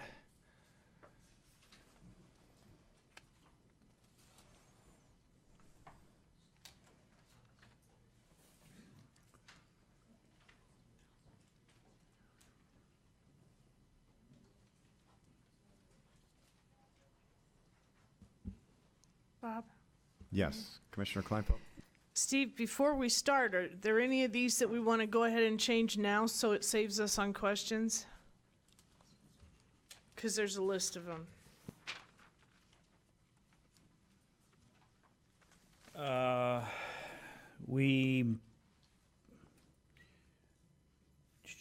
What did we remove? We removed the vision and hearing phase 5.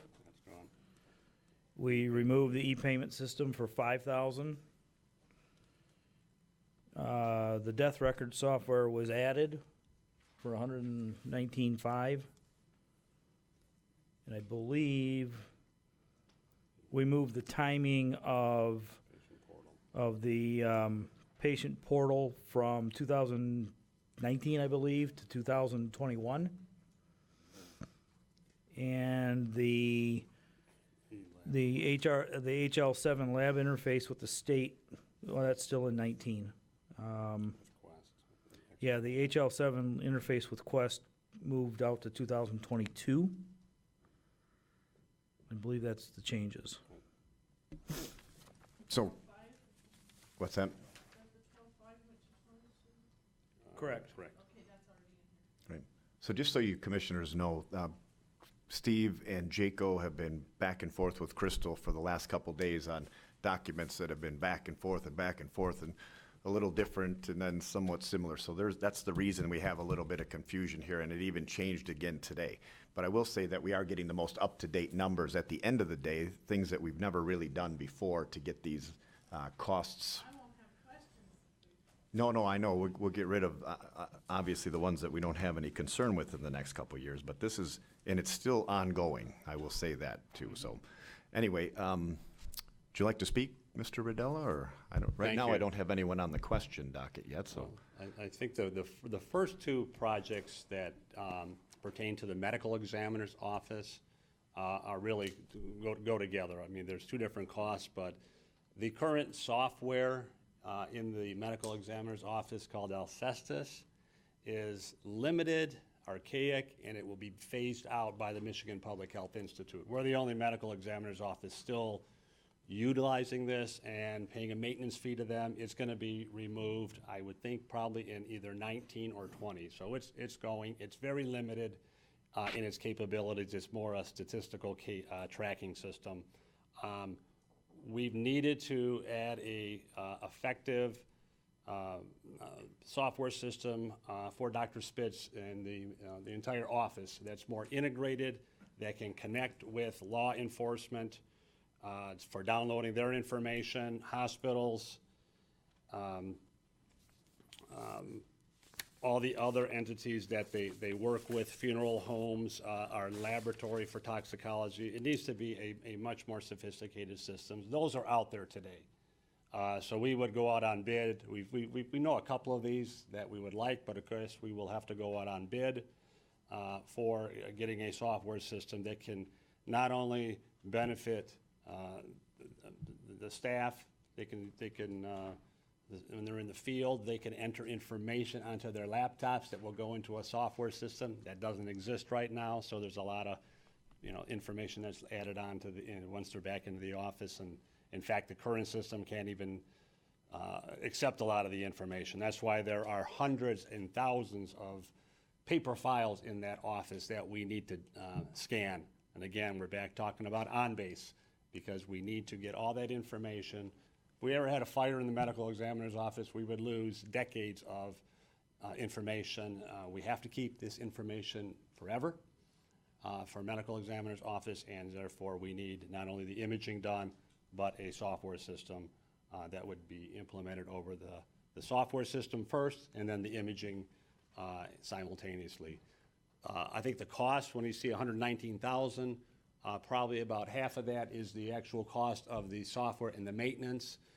The other costs are fees that IT put together that would be for the individuals that would help us do this. So Jacob can speak on that piece. But I think when we bid this out, it'll probably be somewhere in the $50,000 to $60,000 range for the actual software and any licenses that we need for whatever products are out there. But we've identified some products that we're interested in. Great. Commissioner Carabelli? Thank you, Mr. Chairman. A couple of questions for you. I appreciate you giving me some history, telling me that the system eventually will be phased out by the state. That's great. Did you benchmark any of the other counties to see what type of system that they're using and they went to? Yes, we have. That's why we've already looked at some of the larger medical examiner's office, Wayne County, Oakland County, even a few out of state. So Dan and Patty have already been looking at some products that are out there. So that's why we're thinking it's going to be somewhere around $50,000, $60,000. So we've got some ideas, and of course we would want these, of course, to bid. There's not a lot of these software products out there. No, and I understand that. And then my next question would lead into the compatibility. You mentioned law enforcement, you mentioned different things, courts. So this system that you may be going to is going to be able to communicate, and there's not going to be any issues with migrating or making something work with one of the other systems that we have? That's all been vetted out? I think the main pieces that we'll be able to digitize information from other records and get those put into our record. As far as communicating with those other systems, Commissioner, that would be probably challenging since they're different, but that's a question that we could further explore. Yeah, I just want to say, Commissioner, that we do have county standards on interoperability. So things like databases and so on, we make sure moving forward, and we've started this quite a while ago, that we, look at interoperability so you don't run into situations where you cannot do that. Okay, then it leads into storage, putting all these documents on a database, storage. If the rest of the commissioners who are still here, anybody want to tell me how many images, how many different departments came up that it's going to be putting images and scanning and taking all this information out? How many departments are left? Is there another 30 departments that are going to be doing this next year? Is this something that maybe we should, the executive office should look at a bigger picture of having a company coming in and saying, hey, we can do all these for all your different departments and put them together instead of the different silos? I know you told me that your on-base, what's it called? On-base? On-base happens to be one that's working so far with everybody. But with all these new departments coming in and everybody spending money and doing all this scanning all over the place, there's not a better way, instead of individually signing contracts, that we overall could have a company come in and do the entire county and maybe save a ton of money instead of having individual contracts, kind of bundle it as one instead of, it's got to be 7 of them we talked about today, 7 different departments. Again, I'm just throwing this out here. I'm looking at 20,000 feet and it sounds like, man, this could be something that we could save a lot of money and even take a look, maybe spend the same amount of money and cover more departments so they can get rid of all the paper stuff, because I can just see this going to keep coming and coming. And then the storage part, that's my big concern because no one's talking about it. Then anticipated cost of licensing and maintenance fees wasn't even mentioned in this new software that we're talking about. And I know that's an ongoing yearly cost that hasn't been brought up. Thank you, Mr. Chairman. Thank you, Commissioner Kleinfeld. Thank you, Steve. If you already covered this, I apologize for missing it. So number 10 in his is the EH integrated system, and he's got 78,300, and he says we anticipate spending the 150,000 amended at the meeting of August this year. He says, if not, we'll still need that in 2019. Otherwise, the above number will be reduced by 150,000, but the above number is 78,000. So that can't be reduced by 150? That is the 2018 number. That is kind of the same thing as Public Works. That project was approved this year for $150,000. The overall project is $346,000, more or less, over 3 years. And that was what was approved at the time when I came to the board. I asked just for $150 to cover licensing and some basic costs that we're going to spend in 18. I didn't want to fund the whole project at that point. Right, in 18. That's correct. So in 19, you have 78,300. Yeah, and that is broken down until the 346,000 total is. And Steve, in 19, I have you having 57,000. Am I going Correct. across So this one of those changes has been going on the last couple of business days. When we sat down with Jaco on I Steve missed and that one. If you said it, I'm sorry. No, I didn't. We switched the funding. So the funding is now 346,300 instead of 350,000. So a little bit less, about $3,700 reduction in total project cost. But we've shifted the funding to 57,000 for 2019. The 211 remains for 2020, and then we move the remainder out to 2021. So it's So we want the 82,000. 57 to stand. Correct. Okay, so okay. Thank you. Great. Thank you. I don't have any other speakers. Do you have anything else for us? Great. Thank you. Well, thank you. I believe that we have covered everybody but IT. Am I missing anyone out there? Just want to double check. Great. Jaco, you're up still. So the first project that we have up there is infrastructure core performance hardware for growth and compute and storage. And the amount we have in there is $747,500 for 2019. This is a combination of infrastructure items that will be needed to accommodate network and application growth.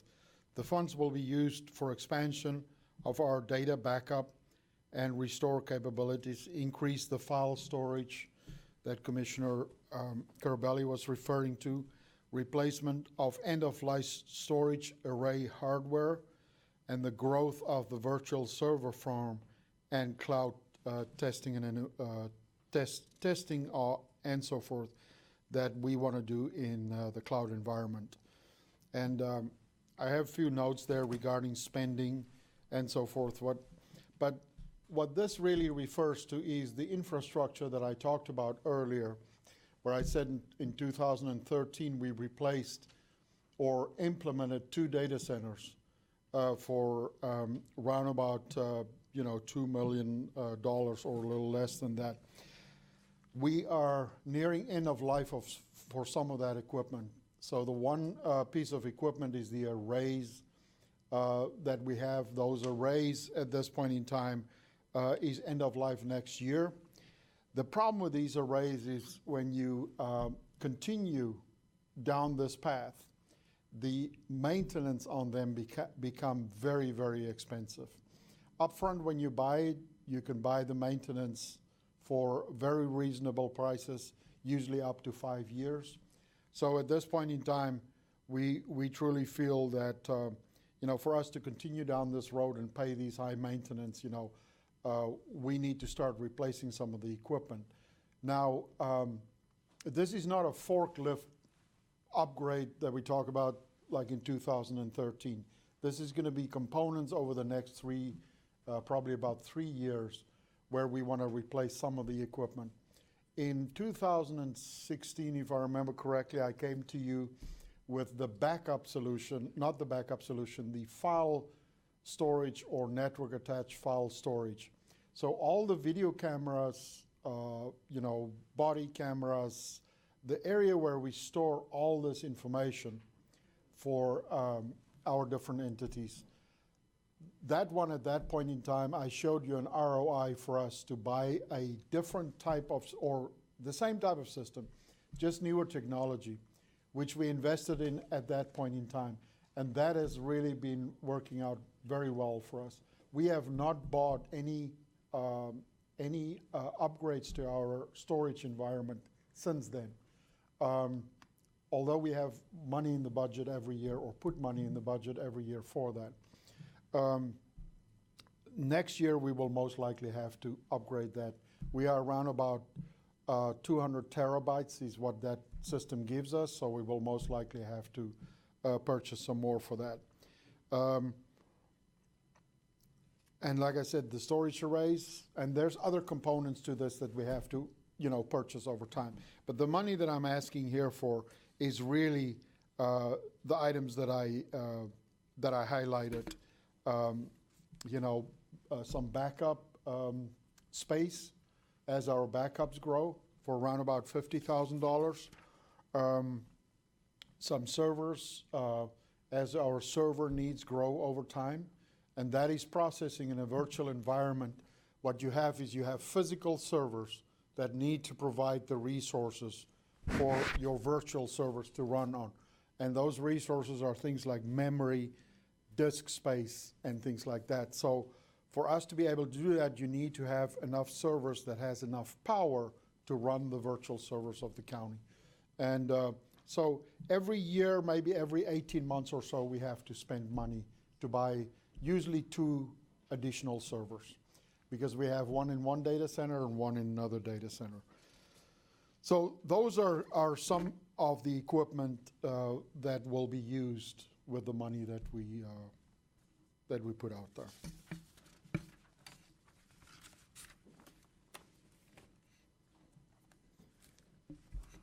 Commissioner Leonetti. Thank you, Mr. Chair. You're indicating more storage space, terabyte space. With the sheriffs now having the body cams, I mean, one of the biggest things that take up space is video. And is that primarily one of the things you think that are driving, I mean, everybody else is going to be backing up stuff too, so I know we've got a lot more documents going in there. Do you know, does the sheriff have any kind of protocol on how long the video footage from a cam would be kept in our database? Yes, I unfortunately don't have the policy with me, but we have a policy that we've worked out with all the different departments of how long the video need to be stored for each department.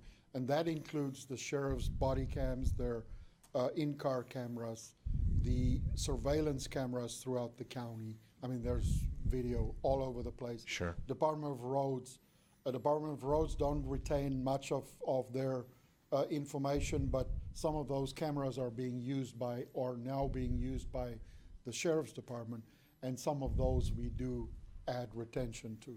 So all those type of things, there's a policy for each and every one of how long we need to keep that information. Okay, thank you. And we then go and take those numbers and we calculate. So when we give you estimates, it is a, calculate. It's not just something we pull out of, nowhere. We try and predict growth, but obviously there are certain things where we just don't know what we don't know. Sure, no, exactly. All right, thank you. Thank you, Mr. Chair. Thank you. Commissioner Carabelli. Thank you, Mr. Chairman. Hey, Jacob, more of some broader type questions. I know we have an asset management program here at the county for our real hard things that you can touch and see. What do we have for asset management for our maintenance and licensing fees? At this point in time, it's we've come a long way.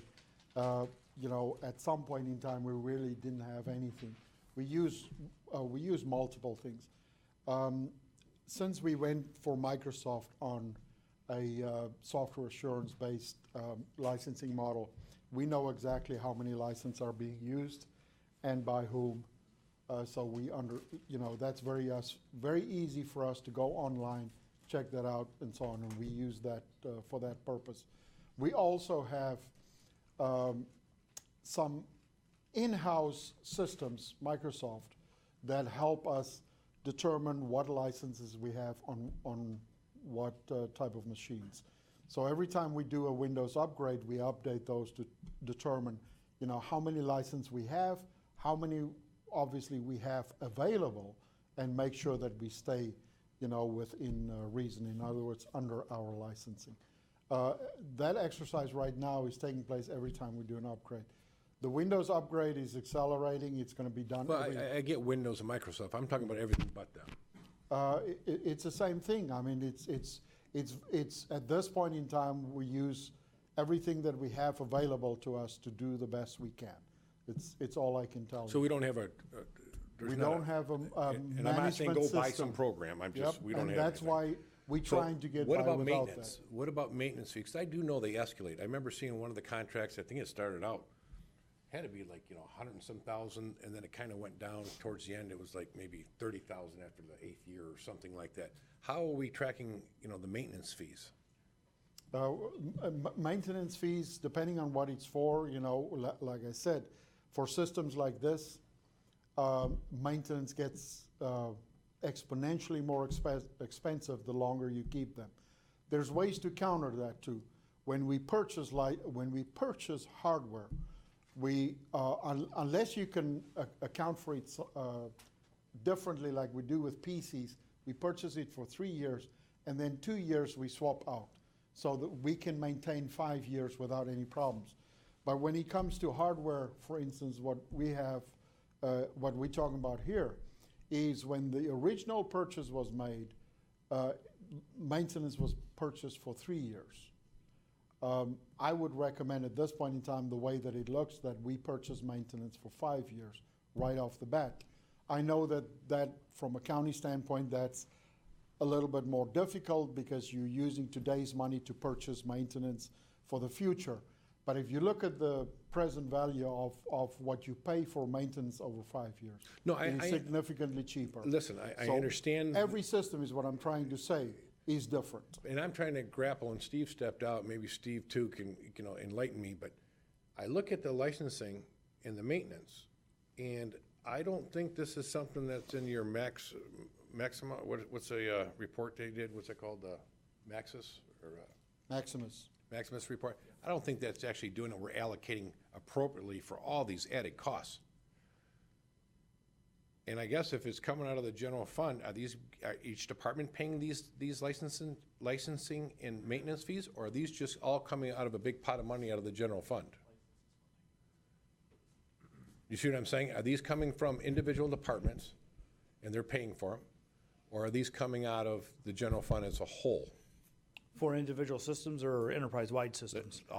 Imagine all the different licensing that we've talked about Right. today and what we didn't even talk about and all the maintenance. Depends on which fund it is and what system it is, Commissioner. So if it's an enterprise-wide system, then that's allocated back through the indirect cost allocation plan, depending on users. So one solution, for example, gets allocated based on number of employees for the payroll module and number of transactions in the system and all that sort of thing. If it's enterprise-wide, like a Microsoft, it's going to be allocated out through the cost allocation plan as well. So do we capture, so if it's done that way, are we capturing the grant dollars to cover some of these costs? And I'll give you an example. You said you're going to take the veterans one off because it's not going directly to the Veterans Department, but I remember looking at it and it said Michigan Works and a couple other departments said, well, hang on a minute. Michigan Works, they got their own money, their own budget. So if there's a maintenance fee of $30,000 a year, wouldn't they, if they're 1/5 of the department, come out of Michigan Works 1/5 of the cost? If they're participating and their services are on the kiosks or the system. But do you see what I'm saying? I know what you're saying. How are we holding accountability for the costs? I guess, and don't answer it now, but I'll be honest with you, I'm concerned. I'm concerned about the maintenance and the licensing, accountability, and are we truly capturing it? Because you're not going to be able to capture all that in your chargeback, because it changes constantly. I'm sure, yeah, I'm sure you won't. You won't be able to charge it all. Grants won't pick up necessarily 100% of all But IT are we related, even but we do attempting to get the part of best the we can to allocate what we can back to the grants. Thank you, Commissioner Drollet.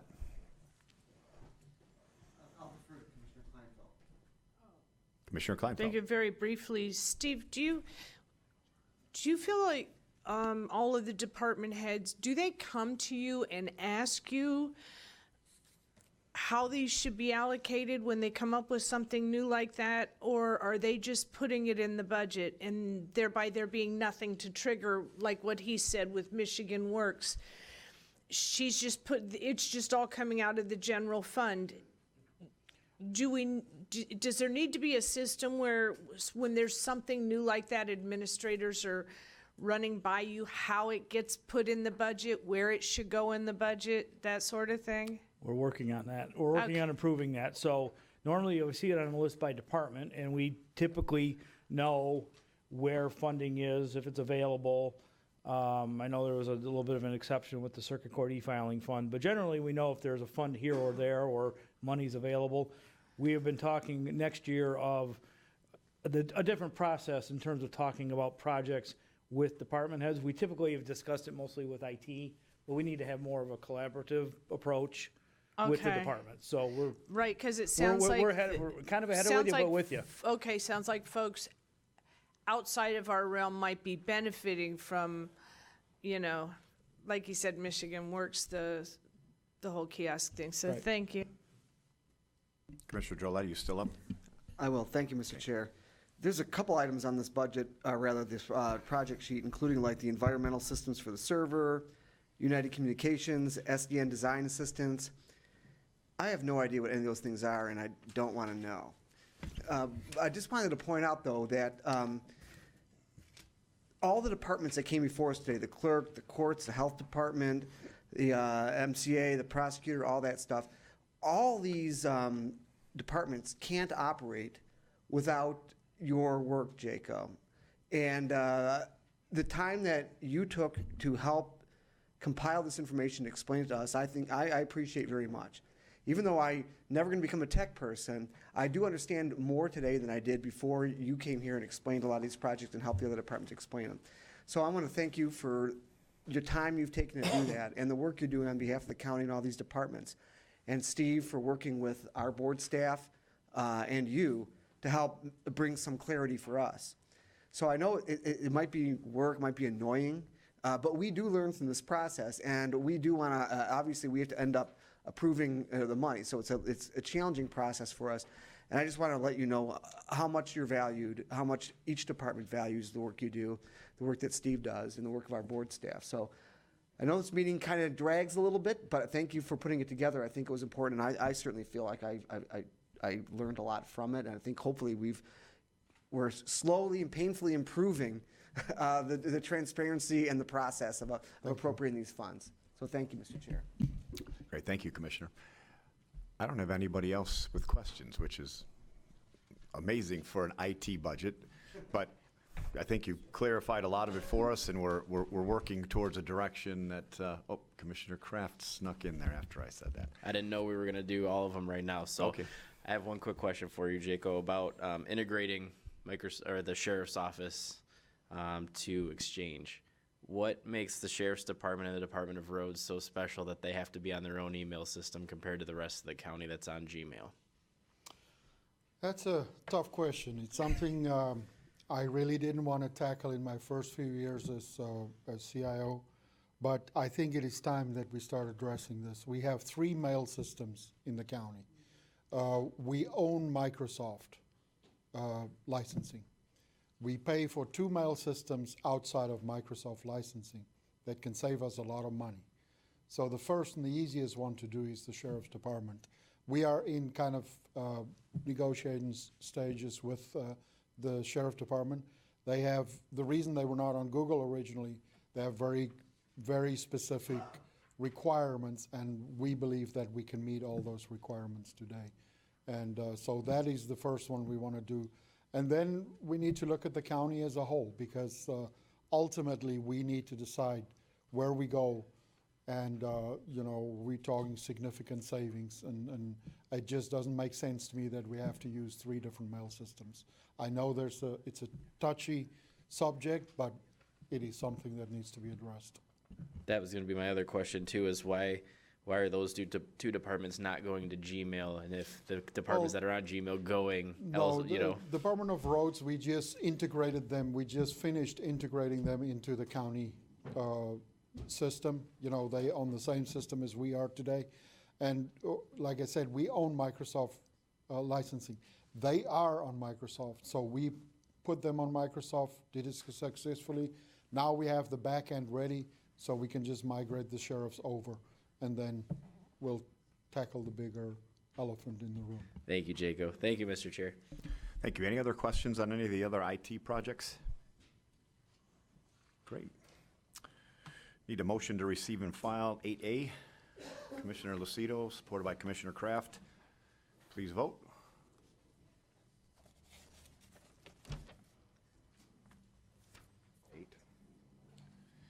Motion passes 8-0. 8B, jail surveillance project. Jacob? I have Ken Wosik here that's going to talk to us a little bit about this project. Metro Technology is running this project for the county. So Ken will give us an update. Can we start, Jaco, with just a few questions? This project's been going on for a while. In the last couple days, we've had a couple bills submitted to us, invoices totaling $652,000, but I don't remember ever seeing anything on this come before the board. Can we just make sure that we're on the right page on this? Yeah, from what I understand, you know, Commissioner, this has not gone before the board. I think the confusion, the original confusion came in with this was not an IT project. This is a project that's funded through F&O and was part of a bigger project. We went probably I think it was about 3 years ago, went to a meeting at the sheriff's office to discuss this project. At that point in time, there was concerns from the sheriff's office that their camera system is falling apart. And at that point in time, we were asked to move this part of the project ahead and get it done as soon as possible. And that's how the whole project kicked off and started. At that point in time, I can truly tell you that I was under the impression that this project has been approved as is, and wasn't aware of that until later. So we also have a couple invoice for Motor City Electric Technologies, but they're kind of lump sum bids or lump sum prices, and we also, I don't see, no bid sheets came with it. So are they The one thing that I coming, do or- know is that they used Motor City as a sole source, and the reason for that being it is our vendor that bid for the downtown renovation project. And it's the same vendor that's doing the same work or same type of work throughout the county. We have other video surveillance throughout the county going on, and they're doing it? They have done since the downtown renovation project, they have been the vendor that's been doing the video surveillance work for us. Okay, and You're clarifying for the downtown project, not countywide. I'm saying for the downtown project, but Motor City has done most of the work that I know of for video surveillance. If we have to put a camera in at any place in the county, for a security reason, we buy off of that same bid that was put out, same pricing and everything. So that's why we use that vendor.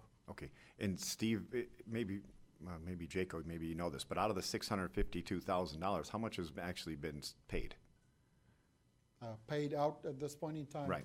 I don't know. I do know that from that chunk of money, everything but $475,000, which is the biggest invoice that's included in that packet, and that is for the head-end equipment, the server and storage for all the video that we're holding off on. So until we get the network out installed. of this $652,000 invoice, we're still owing $470,000 or $460,000? Right, it's my in the understanding general. the 475 is encumbered, and that's accounted for, but not paid out. This is Ken Wosick. He's the project manager that's running this project for the county. No. Yep, and he works for Metro Technology Services, one of our contract vendors. And I'm sorry, good afternoon. Okay, I apologize. So he's a contract employee? That's correct. But he works for, okay. Yep, we've worked with IT, Sheriff's Department, as well as FNO They've on worked- this project. Besides any consulting work, do you perform any other work at the county? We're the IT consultant for the downtown project. Not consulting? Sorry. Physically, your firm, do you do any physical Jim, work? No. can you turn on your mic if you're gonna, Kieran, is this still on the point of? Yes. Okay, good. You do any physical work outside of consulting for the No. county? Thank you. No. Thank you, Mr. Chairman. Thanks. I'll probably have a few more questions, but Commissioner Kleinfeld. So Steve, he said he didn't know this didn't come to us. That's what I was asking you, I think, a couple of months ago, that there should be a trigger in your department, rather than us relying on all of the individual department heads. Because if you're just paying out, we don't have any system to make sure that anybody's following the process. Yeah, we do now. We did not back then. Okay. We have this year. We're getting, Steve and I are getting email notices for anything that goes in for 35,000 or more. Thank you. Yep. And their office do query us when there's stuff like that coming in now. Yeah, it's just somebody somewhere should be noticing. It's hard to believe with that dollar amount that nobody anywhere notices that. Thank you. Commissioner Leonetti. Thank you, Mr. Chair. Yeah, going along with that, I guess, Steve, stay up here, I guess, on this one. Thanks. I'm looking at these letters here from Motor City, And, most of them are under 35,000. These are just, they look like they're just, quotes.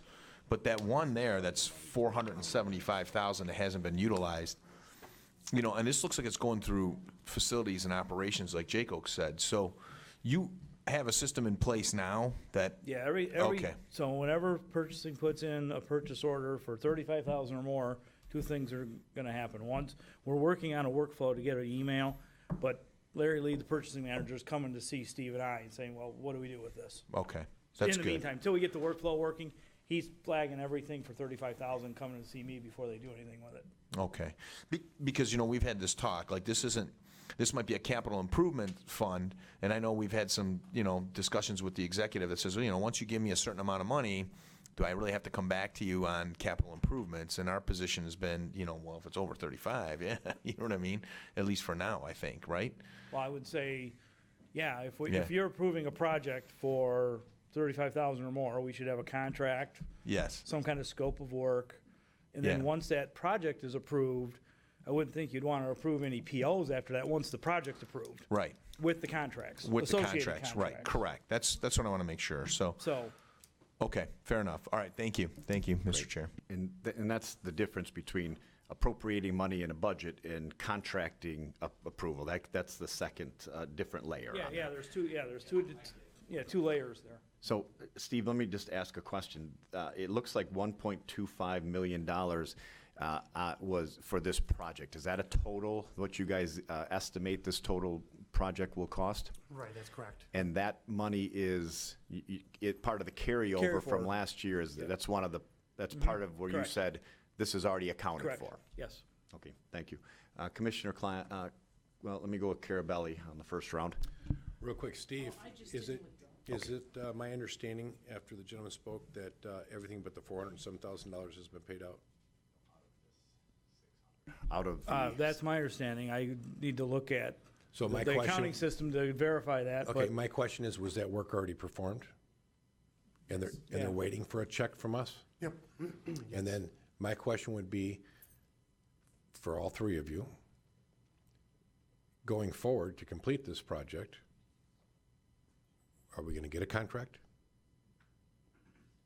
Well, I guess I have to look, and we've got POs, I'm sure. Well, no, a PO is not a generated. contract.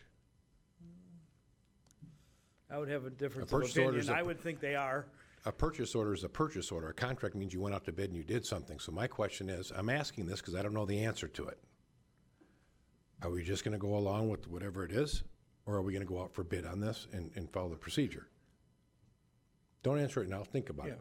well, it's already 3/4 of the way done, so going out to bids, Do we have a bid? we have these bid submittals. No, I don't we have sure ones what- that have been written for POs on them. Right, we do have a sole source letter that includes unit pricing that we're utilizing for this project from the downtown project.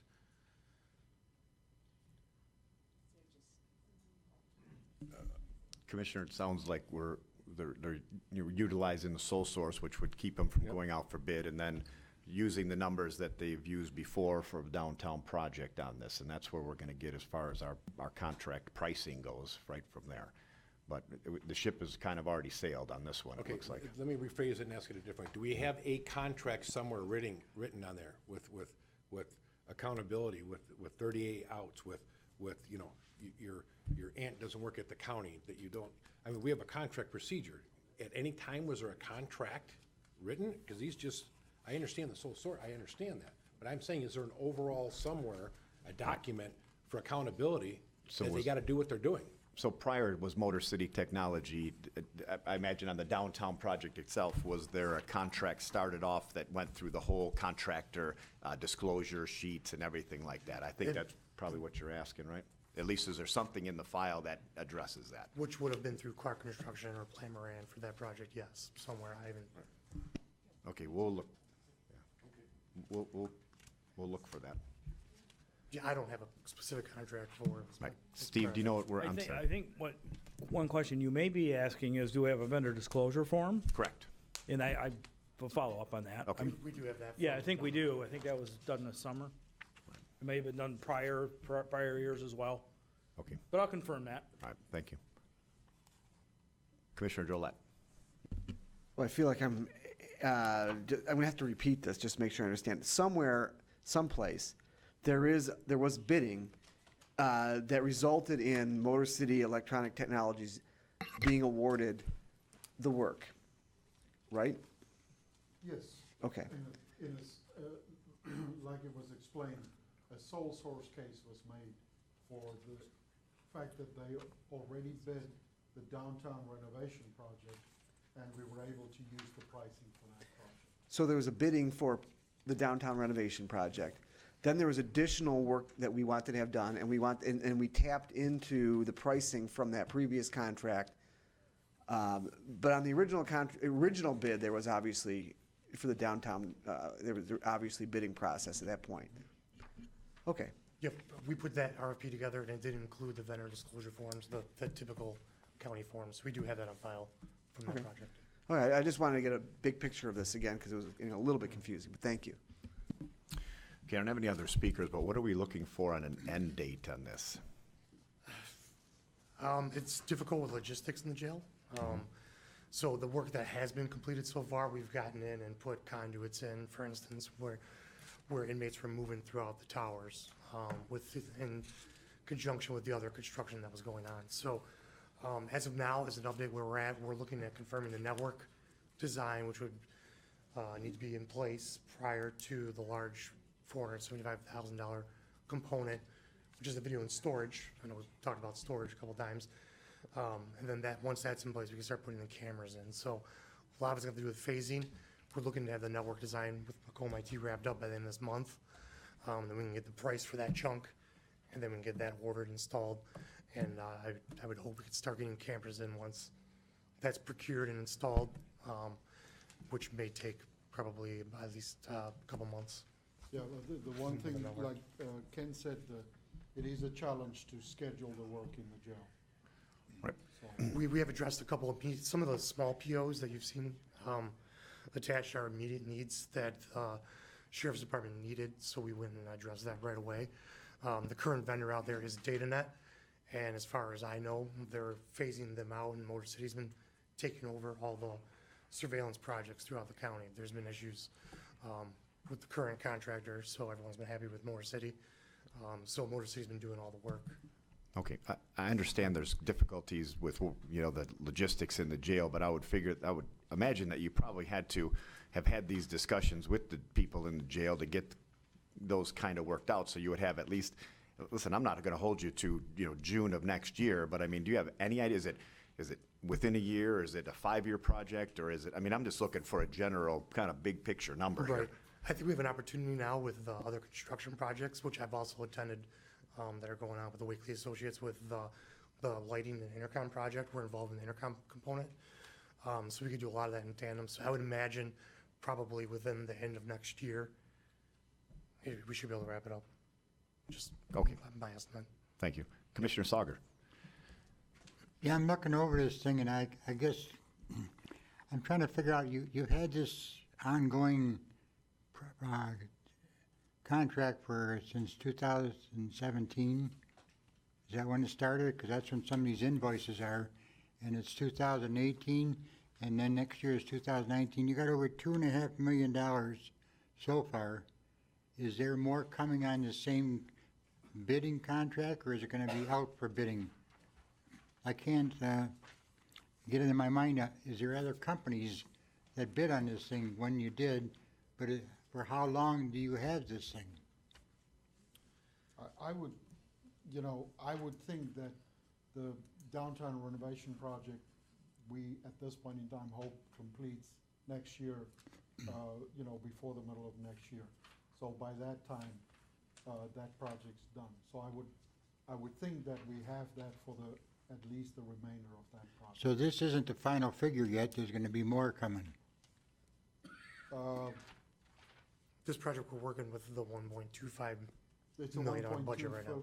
$1.25 million project at this point in time. I always got in this mind, other companies are out there, and I just don't have that in front of me, who else bid on this stuff. I know it was, a couple of years ago, but I didn't know at the time it's going to extend how many years. This one here is 17, 18, and it'll probably be 19. That's about the time of the downtown renovation. Thank you. Great. And on that note, I guess I have a question. How long does this move forward with a sole source from a company that bid for something years back? Like how long do you guys carry something like this forward? Is there Commissioner Smith, I just want to say we've had recently, as you know, Larry's the new purchasing manager, and me and my deputy, Sandy Wilson, we've had numerous meetings about this, about making sure that our processes and how we do things moving forward is done in such a manner, and that included everything. We talked about contracts, we talked about, the regulations on how we purchase and when, and so on, and Larry has given us really very good information about how this is gonna, move forward. So we are definitely looking at those things. Okay. And we are looking specifically from an IT standpoint at having specific bid terms of how long we're gonna wait until we bid for this and this and schedule that ahead of time. And then which part of that function or what part of that function is being executed by IT and purchasing.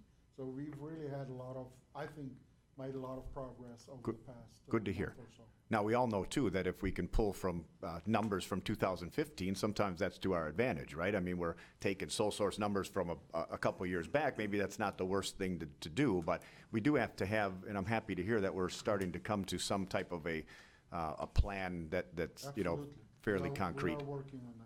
When we did do post-bid interviews with the bidders, the bids that we received for the downtown project, we did ask them, because it was such a large project and the pricing was so good, could the county utilize that pricing on other projects? And I think it was a benefit to the county, so that's what we've done in this case. Thank you. Commissioner Leonetti. Okay, I guess some of those questions may have been answered. I do appreciate what you said, Jake Oaks, about, just getting everything together and looking at things. But I guess my question was, who ultimately made the decision with the sole source to keep Motor City in play? Was it facility and operations? Was it IT? Was it somebody else? Do we know who ultimately made that decision to say, we're going to sole source with this company and only this company on this particular matter, especially for the jail? There's a process that we have in place, and it came from, at that time, I think Polly Helser was still at the county. And that process is when we want to make a case for sole source, we would submit a sole source request to Polly Helser. She will then get authorization from the executive office, and it goes back to Polly. And she notifies us when the sole source has been approved or not. And that's how the decision. And I guess, I get you got a new process going in place, but like here, and this is no offense to you, so some decision was made a couple years ago to sole source this jail project, and as Commissioner Sauger says now, it's been a long time. And you know what I mean? And it would have been nice if we would have said, okay, Motor City does the downtown project, and we go out and bid on a different company to get the jail done, and we would have had the jail done. So 2 years ago, so I'm glad you have a new system in place, and it sounds like I got an idea of how some decision was made at a certain point. So, okay, thank you. Thanks. Great. I don't have any other speakers on this one. Need a motion to receive and file 8B. Commissioner Lucido, Commissioner Kraft. Please vote.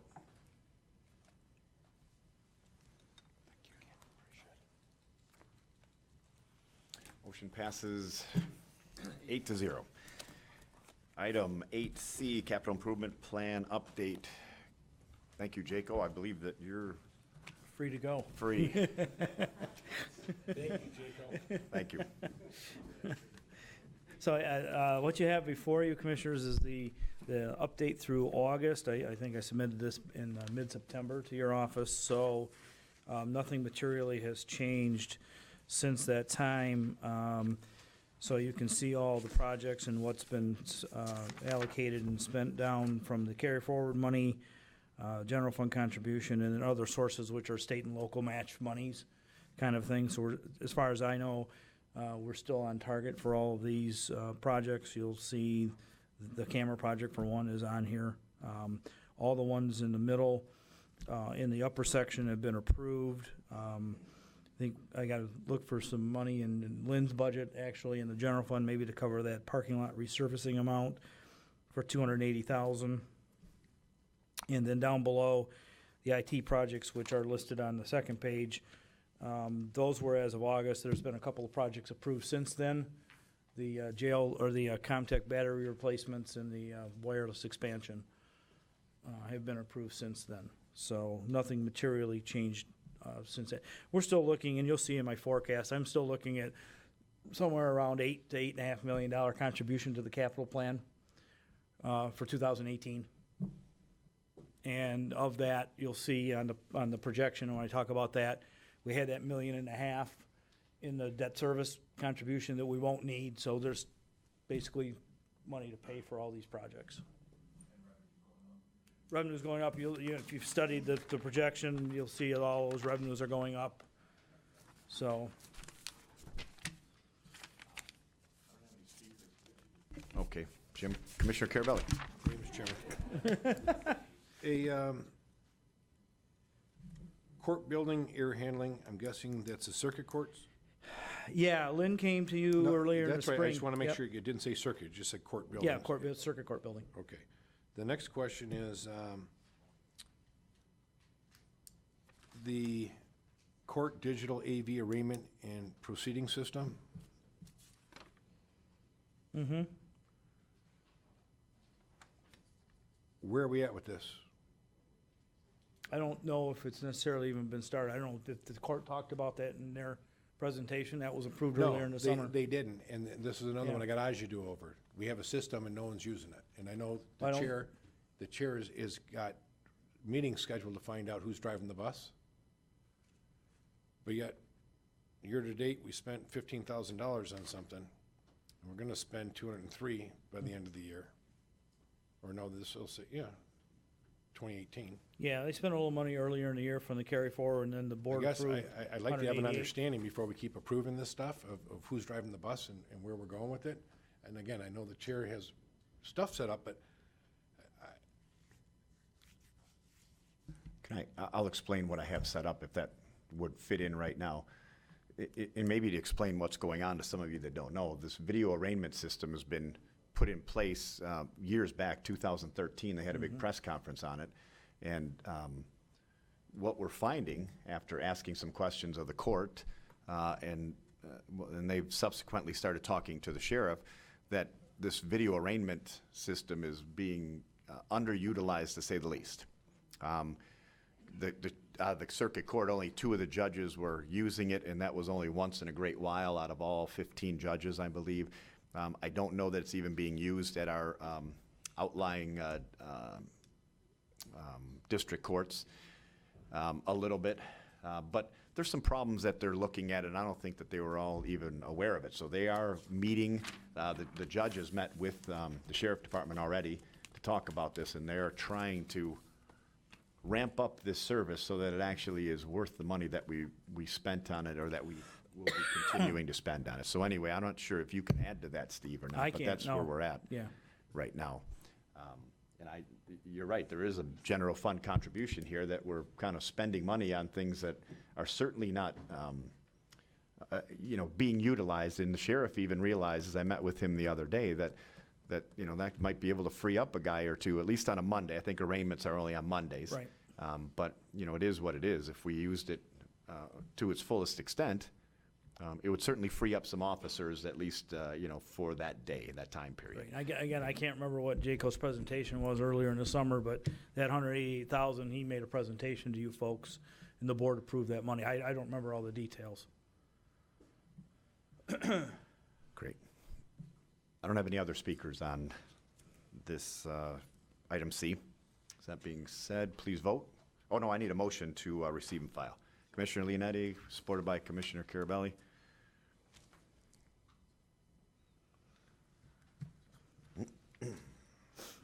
Motion passes 8-0. 8D, budget update projection. Steve? Okay, so the budget update is good news. You'll see on this colorful spreadsheet. If you concentrate initially on the the column is highlighted in green.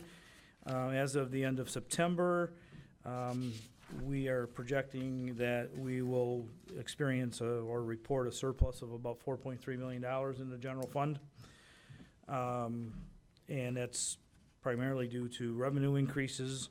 And so I'll back up a little bit and maybe walk you through as quickly as I can the components and how the mechanics of this spreadsheet. So the adopted budget is fairly self-explanatory, ties into what was adopted a year ago.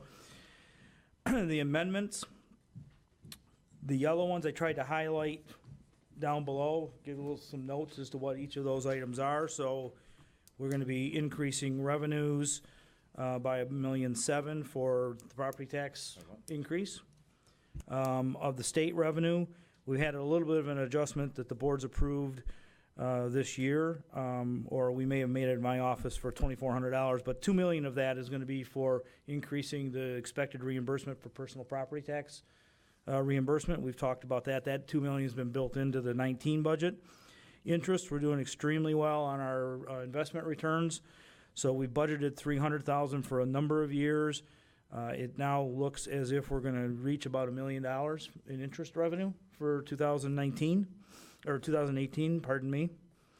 The charges for services, about $1.3 million of that will be coming to you hopefully at the meeting in a week and a half. All these things in yellow. And that is the expected increase in the real estate transfer tax. So we budgeted $3 million for a number of years. We're tracking at about $4.3 million this year. I think we have 4.2, or I think we have 4 built into the budget for 19, but this year looks like it's tracking at about 4.3.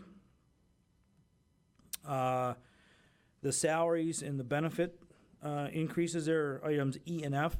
We've talked a lot about overtime during this budget cycle and how much we had to increase overtime and then decrease it because of the new folks. I think it's prudent and proper to come and amend the budget for overtime primarily at the Sheriff's Department by about $1.1 million. We've talked about that. We've budgeted about $3.6 million. They're running 4.5, 4.6. So we'll be over budget if we don't do that. The fringe benefit increase is pretty much the FICA and Medicare and everything else associated with that $1.1 million. And then item G is reducing the transfer out to the debt service fund for the debt issue that we didn't make this year for capital projects. So at the end of the day, then the amended budget is as it appears on this spreadsheet. And you'll see that if you look at the net income and loss item, if you look at the budget, after we make all these adjustments, or at least assuming that you'll approve them, we would have a budgetary surplus of about $46,000. We're looking at about a $4.3 million surplus, and you'll see that, as we always indicate, we only spend about 95% of our operating budget. So you'll see under operating expenses and contract services, there's about $2.3 million of budget, additional savings there.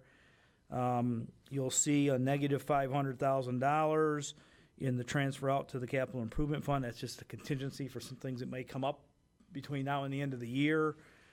And then the transfers out to other funds, we think we're only going to transfer about 99% of that money out. So that surplus there of $900,000 mainly relates to the transfer to the child care fund that we won't make because we budget full staffing over there for 100 kids and we're only running 40 or 50 or 60. So we've trimmed that back in the 19 budget, but we probably will not make the full contribution, I'm sure of it, in 2018. So at the end of the day, good news. Little over $4 million surplus at this point. I keep track of this every month from here going forward, so if there's anything that materially changes, then we'll let you know, but that's what this looks like so far. Let me just ask you real quick, Commissioner Leonetti, on the salaries and wages, Steve, does that show where we approved some positions this year? So in 18, that would be part of that, yeah. That's part of the 1.3? So, yeah, so the $1 million So 1.1 of that 1.3 million would be for the overtime adjustment. Okay. Everything else would be other amendments that we've made throughout the course of the year. Okay, you just said that it was mostly overtime. It is, what I wanted. 1.1 of it I is. Got it. Yep. Okay, thank you. Commissioner Leonetti? Oh, I'm sorry, Oh, Drolet. well. Commissioner Drolet outdrew you. Thanks, Steve, for this update. It's helpful. One of the concerns that we had, at least a number of commissioners expressed, I certainly did, was the depletion of the fund balance that going forward with the proposed budget. And this seems to address a significant amount of that concern. But what about the spending increase from 18 to 19? And we know there's complications in that because, we're getting additional funds from the Act 51 road funding formula, additional funds from the state in a couple areas. So it's unfair to say it's a 6% increase that we as a county are spending 6% when we're getting a certain percent more. But I'd still like to know then if we can account for the road funding changes and that sort of thing. What is the net amount we are increasing? I talked to Chair Smith before the meeting. I've got a schedule I've put together that I want to at least it'll help clarify that at next Wednesday's meeting. Okay. We don't have it's a week from. A week from Wednesday, or a week from tomorrow. Week from tomorrow. Yeah, No. week- Well, Tuesday, yeah. Yeah, a I'm week sorry. from Yep. tomorrow. Yeah, we're still clarifying things as we go. I know this is kind of an interesting process. The nice thing is we're getting numbers and we're dialing them in a lot closer than we've ever had, I think, before to make budget decisions on. But unfortunately, there's a lot of things coming in at the last minute, and that's not. I'm not blaming anybody Yeah, because I'll that's how tell they you come that in. it's far less than 6%. Okay, well, It's far less. That's good.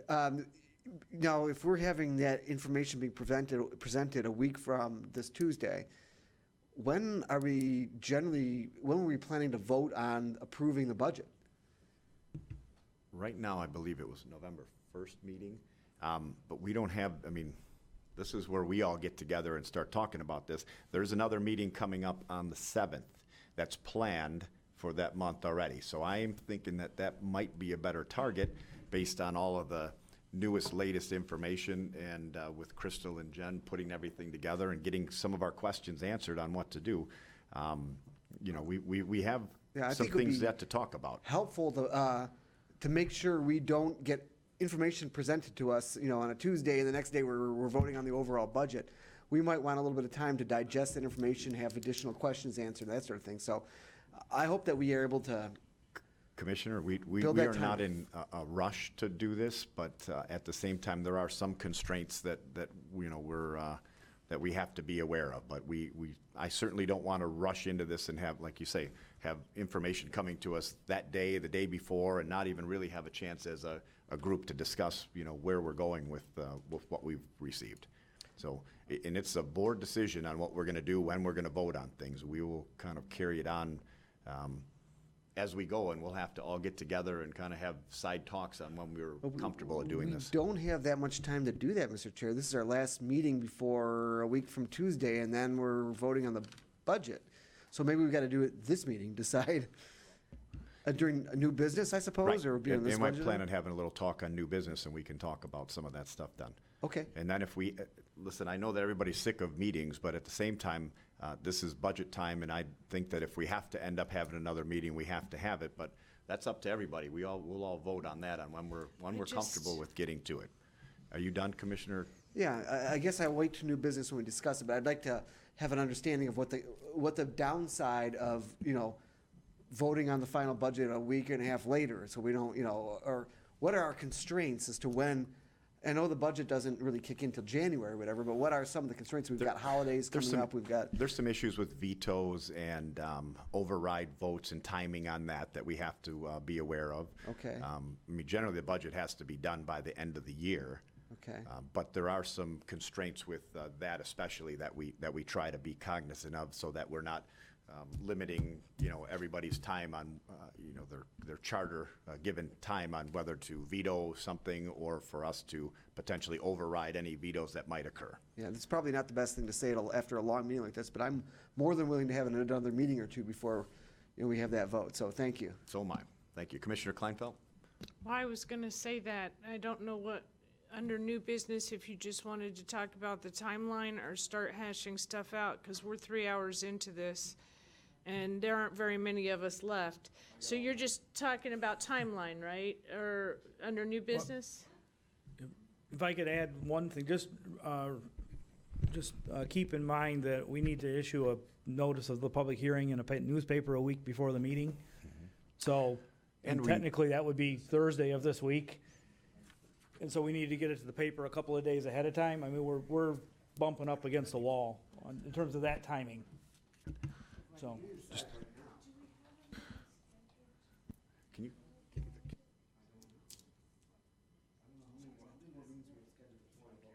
Commissioner Leonetti? I was just going to say, just remember, some of the stuff that we're developing on our own internally, we all realize that we're going to have to utilize next year when we talk about budgeting. You know what I mean? We have ideas for some of the things this year, but a lot of the things that we're grasping, we're talking about having to accept the fact that it's something we're going to have to deal with for next year's budget. You know what I mean? So just as a point of information. Okay. Any more discussion on Steve's budget presentation at this moment? And then we can get into the discussion and new business. I need a motion to receive and file 8D, budget update. Commissioner Carabelli, supported by Commissioner Drollet.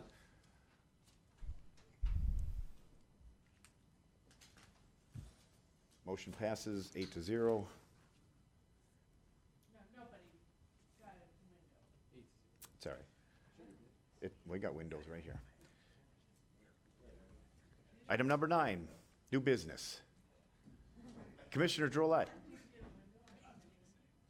Would you like to vote yes on that? I was hoping you lead us off, Mr. Chair, but just out of curiosity, what do we now actually have scheduled for leading into the budget? Is there one more meeting before we vote on the budget? Is there two?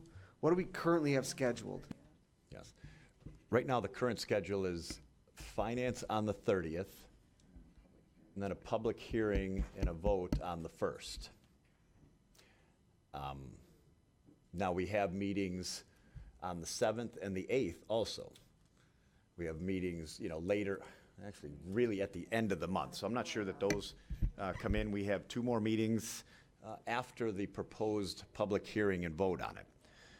Do you know if we have the public hearing, can we have the public hearing as scheduled, but then not vote on the budget the next day, but vote on the budget a week later? So we can go ahead and have the public hearing and then still decide to postpone the final vote on the budget for a couple days if we want to, right? I will check into that. I don't know.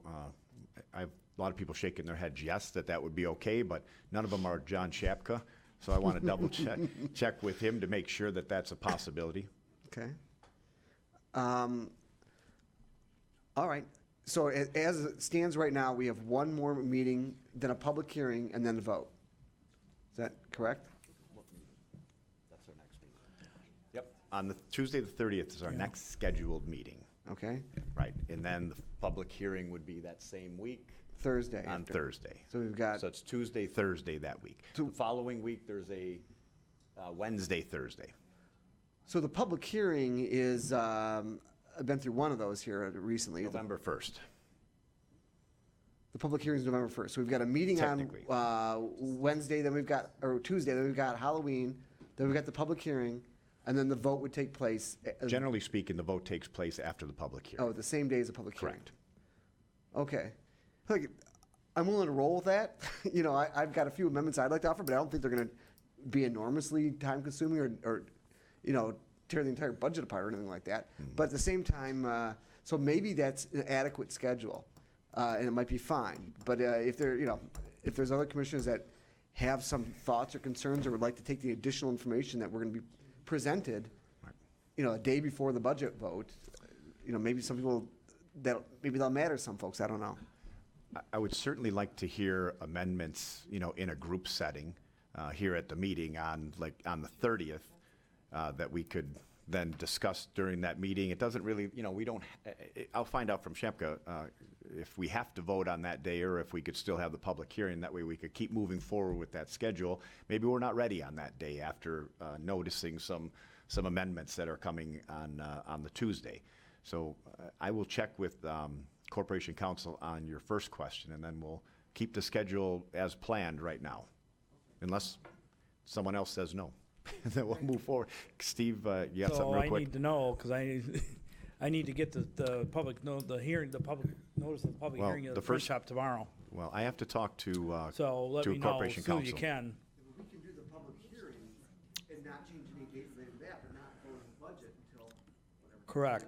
My initial thought, not knowing without doing the full amount of research, is you could probably change amounts in the budget as long as you didn't change the millage rate without another public hearing. Okay. It's my initial thought. We'll check out with Corporation Yeah. Counsel, and if we can schedule that, no matter whether we're going to vote on it that day or not, we'll certainly carry that forward so we get Right. the formalities in Yeah, line. so Chair, if you could just let me know tomorrow so we can We'll check on that. get Commissioner something to the Kleinfeld. print, to the newspaper. Okay, Mike, what's on that finance meeting agenda, do you know?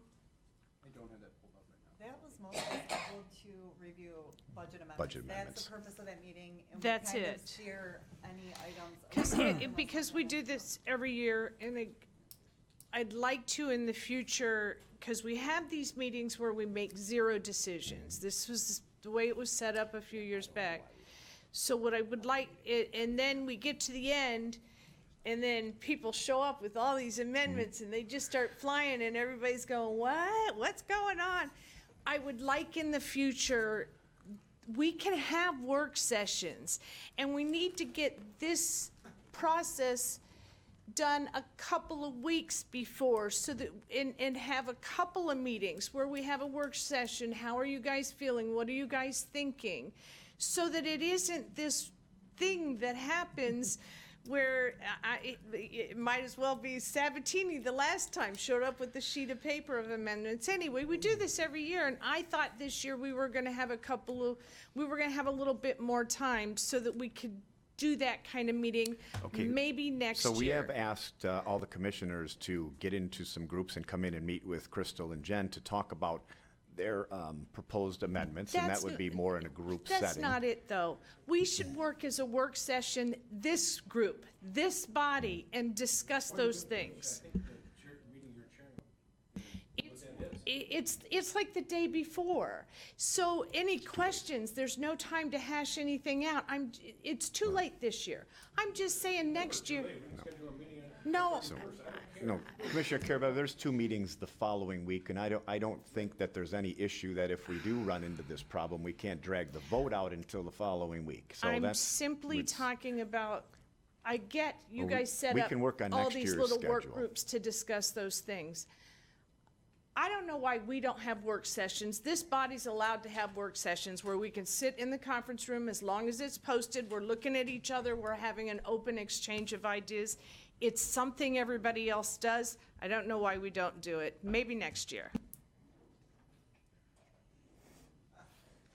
Any other new business? Commissioner Sauger. Yeah, just be prepared for that budget at the sheriff's department to go belly up. I mean, not belly up, but go wild. Now that the doctor's been fired over there, these prisoners that want to go see the doctor, the skull car's gonna have to be taking them over to the hospital until we get a part-time doctor or something. Marv, I've had a discussion with the sheriff, and he actually, they brought in another doctor, to Okay, cover for that. good. But, so here's another thing with the sheriff department, since we're talking about budgeting, that I think we should all understand, and I think a lot of us forgot about it. You know, the sheriff's asking for 16 positions. Last year, he asked for 4, and we basically said we would approve it, but we wanted to wait until the class and compensation study came through. Well, when that came through, every position came to us that they were asking for last year, except for the sheriff's. And the sheriff said he didn't know that they were coming forward. So I will say that I don't think that anybody had an issue last year with his 4 people. I'm looking at this request this year more as 12 people, because his is the only budget or only positions that were asked for last year that we didn't approve already. So a lot of these other departments got their stuff. So just food for thought. I think that, realistically, we should be looking at, all right, we gave you 4 last year, we're going to give you 4 this year. actually, and then he's asking for 12 more, because it's a little different dynamic when you think about it that way. And we're gonna have a lot of discussion, I think, on the sheriff budget and some other things, but, you know, if it's something that anybody wants to talk about now, I'd say bring it up. If I could Commissioner. say, when the sheriff was here, I asked him how many vacancies he has. He has 8 vacancies right now. So, I mean, you know, I'd like to know if those vacancies have been filled. I mean, because now if he's short 8 already, and then he wants another 12, you're talking like 20 positions. Do you know what I mean? So I think we should know that. And there was a list, I think we have it, of all the different vacancies in all the different departments. So I'd like to certainly have that when we're sitting here talking about the sheriff's budget. Right. Thanks. Crystal's taking a note on that. I know I'd asked Steve to give us a little bit of a clearer view on overtime versus overtime reduction that he sees in the addition of the new members of the sheriff department. Also, I will say that the sheriff did say that these positions would not be used for creating new divisions. They would be used strictly in the area where he's having all of the overtime issues here. So, and that was a discussion we had last week about this. Steve, we talked about coming up with maybe a little more clear version of the fact that you think it's pretty much of a 1-for-1 reduction in overtime. A little tough to see sometimes because we had to add more money to. I still owe that to you. I'll put it together the next day or two. Yeah, I That'll think help you understand and do the crosswalk. Right. Thank you. Commissioner Lucido. I believe when Sheriff Wickersham was talking with our group, he was saying that weren't a lot of the people in the academy right now that I were do going to believe fill he those said something to positions? that So effect, yep. he has them filled, but not technically on the job yet. I would agree with your recollection of that. I think I remember the same thing. Yeah. Commissioner And Drollet? don't forget there's retirements coming up too. There's quite a few coming up. And those will be automatically open for them. I mean, these are new positions that they're looking for to help reduce the overtime, but they got everybody's ton of retirements, because this is about the time of year with, I know they had a big hiring about 25 years ago. You know me, I'm sorry. against depleting the police department, so just remember that. Thank you. Commissioner Drollet. Well, Commissioner Kleinfeld begged me not to speak again, so I'll be brief on it. There's two things regarding the budget. One has been articulated by some of the other commissioners that, hey, we are restructuring the process going into next year's budget. And I think that we all recognize the need to do that, and we're making major steps there. At the same time, I don't want to forego my responsibility it would be second budget in a row, essentially, by saying, oh, we are not going to dig into this budget and propose any amendments or propose any changes, because that's going to happen someday in the future, and that's why I appreciate, and at the same time, I look at the system and it almost is set up in a gotcha way. Like, if I have some amendments, I don't want to come in like Commissioner Kleinfeld said the day before with a bunch of amendments and spring them on everybody, and then get looked at as like a bad guy, because if that's what the process is. You're supposed to come the day before and surprise everybody with all your amendments and then see what happens. I mean, I appreciate the willingness to look into, if necessary, putting off a vote if it's possible and appropriate and necessary after the day we look at the amendments. Yeah, and I'm not sure personally, I don't see the problem with assuming that Corporation Council agrees that we can have that vote that day or that public hearing. There are 2 scheduled meetings the week afterwards, and I don't think that we do this any sooner than we have to. Now, granted, I got to look at the scheduling, and we all have to look at it next year when we look at what we're going to do for budgeting. But we are not, that public hearing is not the last meeting of the month. There's 2 meetings the next week that there's no reason that we can't bring right over to and discuss. Okay. So I do not want to rush that either. I know that some of the reasons we've asked for people to come in and start talking and giving some ideas is so that we can maybe get them out and kind of share in general what everybody's thinking. And we've done that a few times here, which has been helpful, I think. And I know that it's been a long meeting, but once again, I think it's a productive meeting that Steve kind of requested that we look at doing the IT separate like this. I think it helped a bit. And we're almost at the end here, so I guess we just got to keep trudging through. It may be that after our meeting where we look at whatever amendments, maybe everybody's fine and comfortable on, maybe too, and I'm overreacting, and we don't need to extend it out, you know, that may be the case too. But it's good to have options. Yeah, all right, well, thank you very much, Mr. All right, Chair. great. Anybody else on new business? Seeing none, public participation, any member from the public? Please come up and, Just one more second. Good evening, Chair and honorable commissioners. Just in part, first of all, very thoughtful. All the conversations, all the process that I'm seeing you go through with the budget, and Steve and the departments, you guys have really been working collaboratively to find that consensus on a lot of different areas, so I really commend you for that. Taking a lot of notes too as we go forward next year to make certain some of the concerns and questions you raise now that we can get ahead of that next year's budget. But one of the things consensus we talked about was being able to not adopt a budget, like have your public hearing and then vote, and then the executive's office not have an opportunity to discuss any concerns, because as you said, there'll be amendments, and hopefully we can vet some of these amendments out over the next couple of meetings so we can help get to wherever we need to be to help address all the concerns. So if you could keep that in mind, we're really kind of hopeful. Maybe it can't be 5 days, maybe it's 3 days, but more than just the public hearing and then a vote that moment, leaving everybody kind of at a last minute. So if you could give that still some consideration, I appreciate that. Thanks. can we get your name and address for the record? Yes.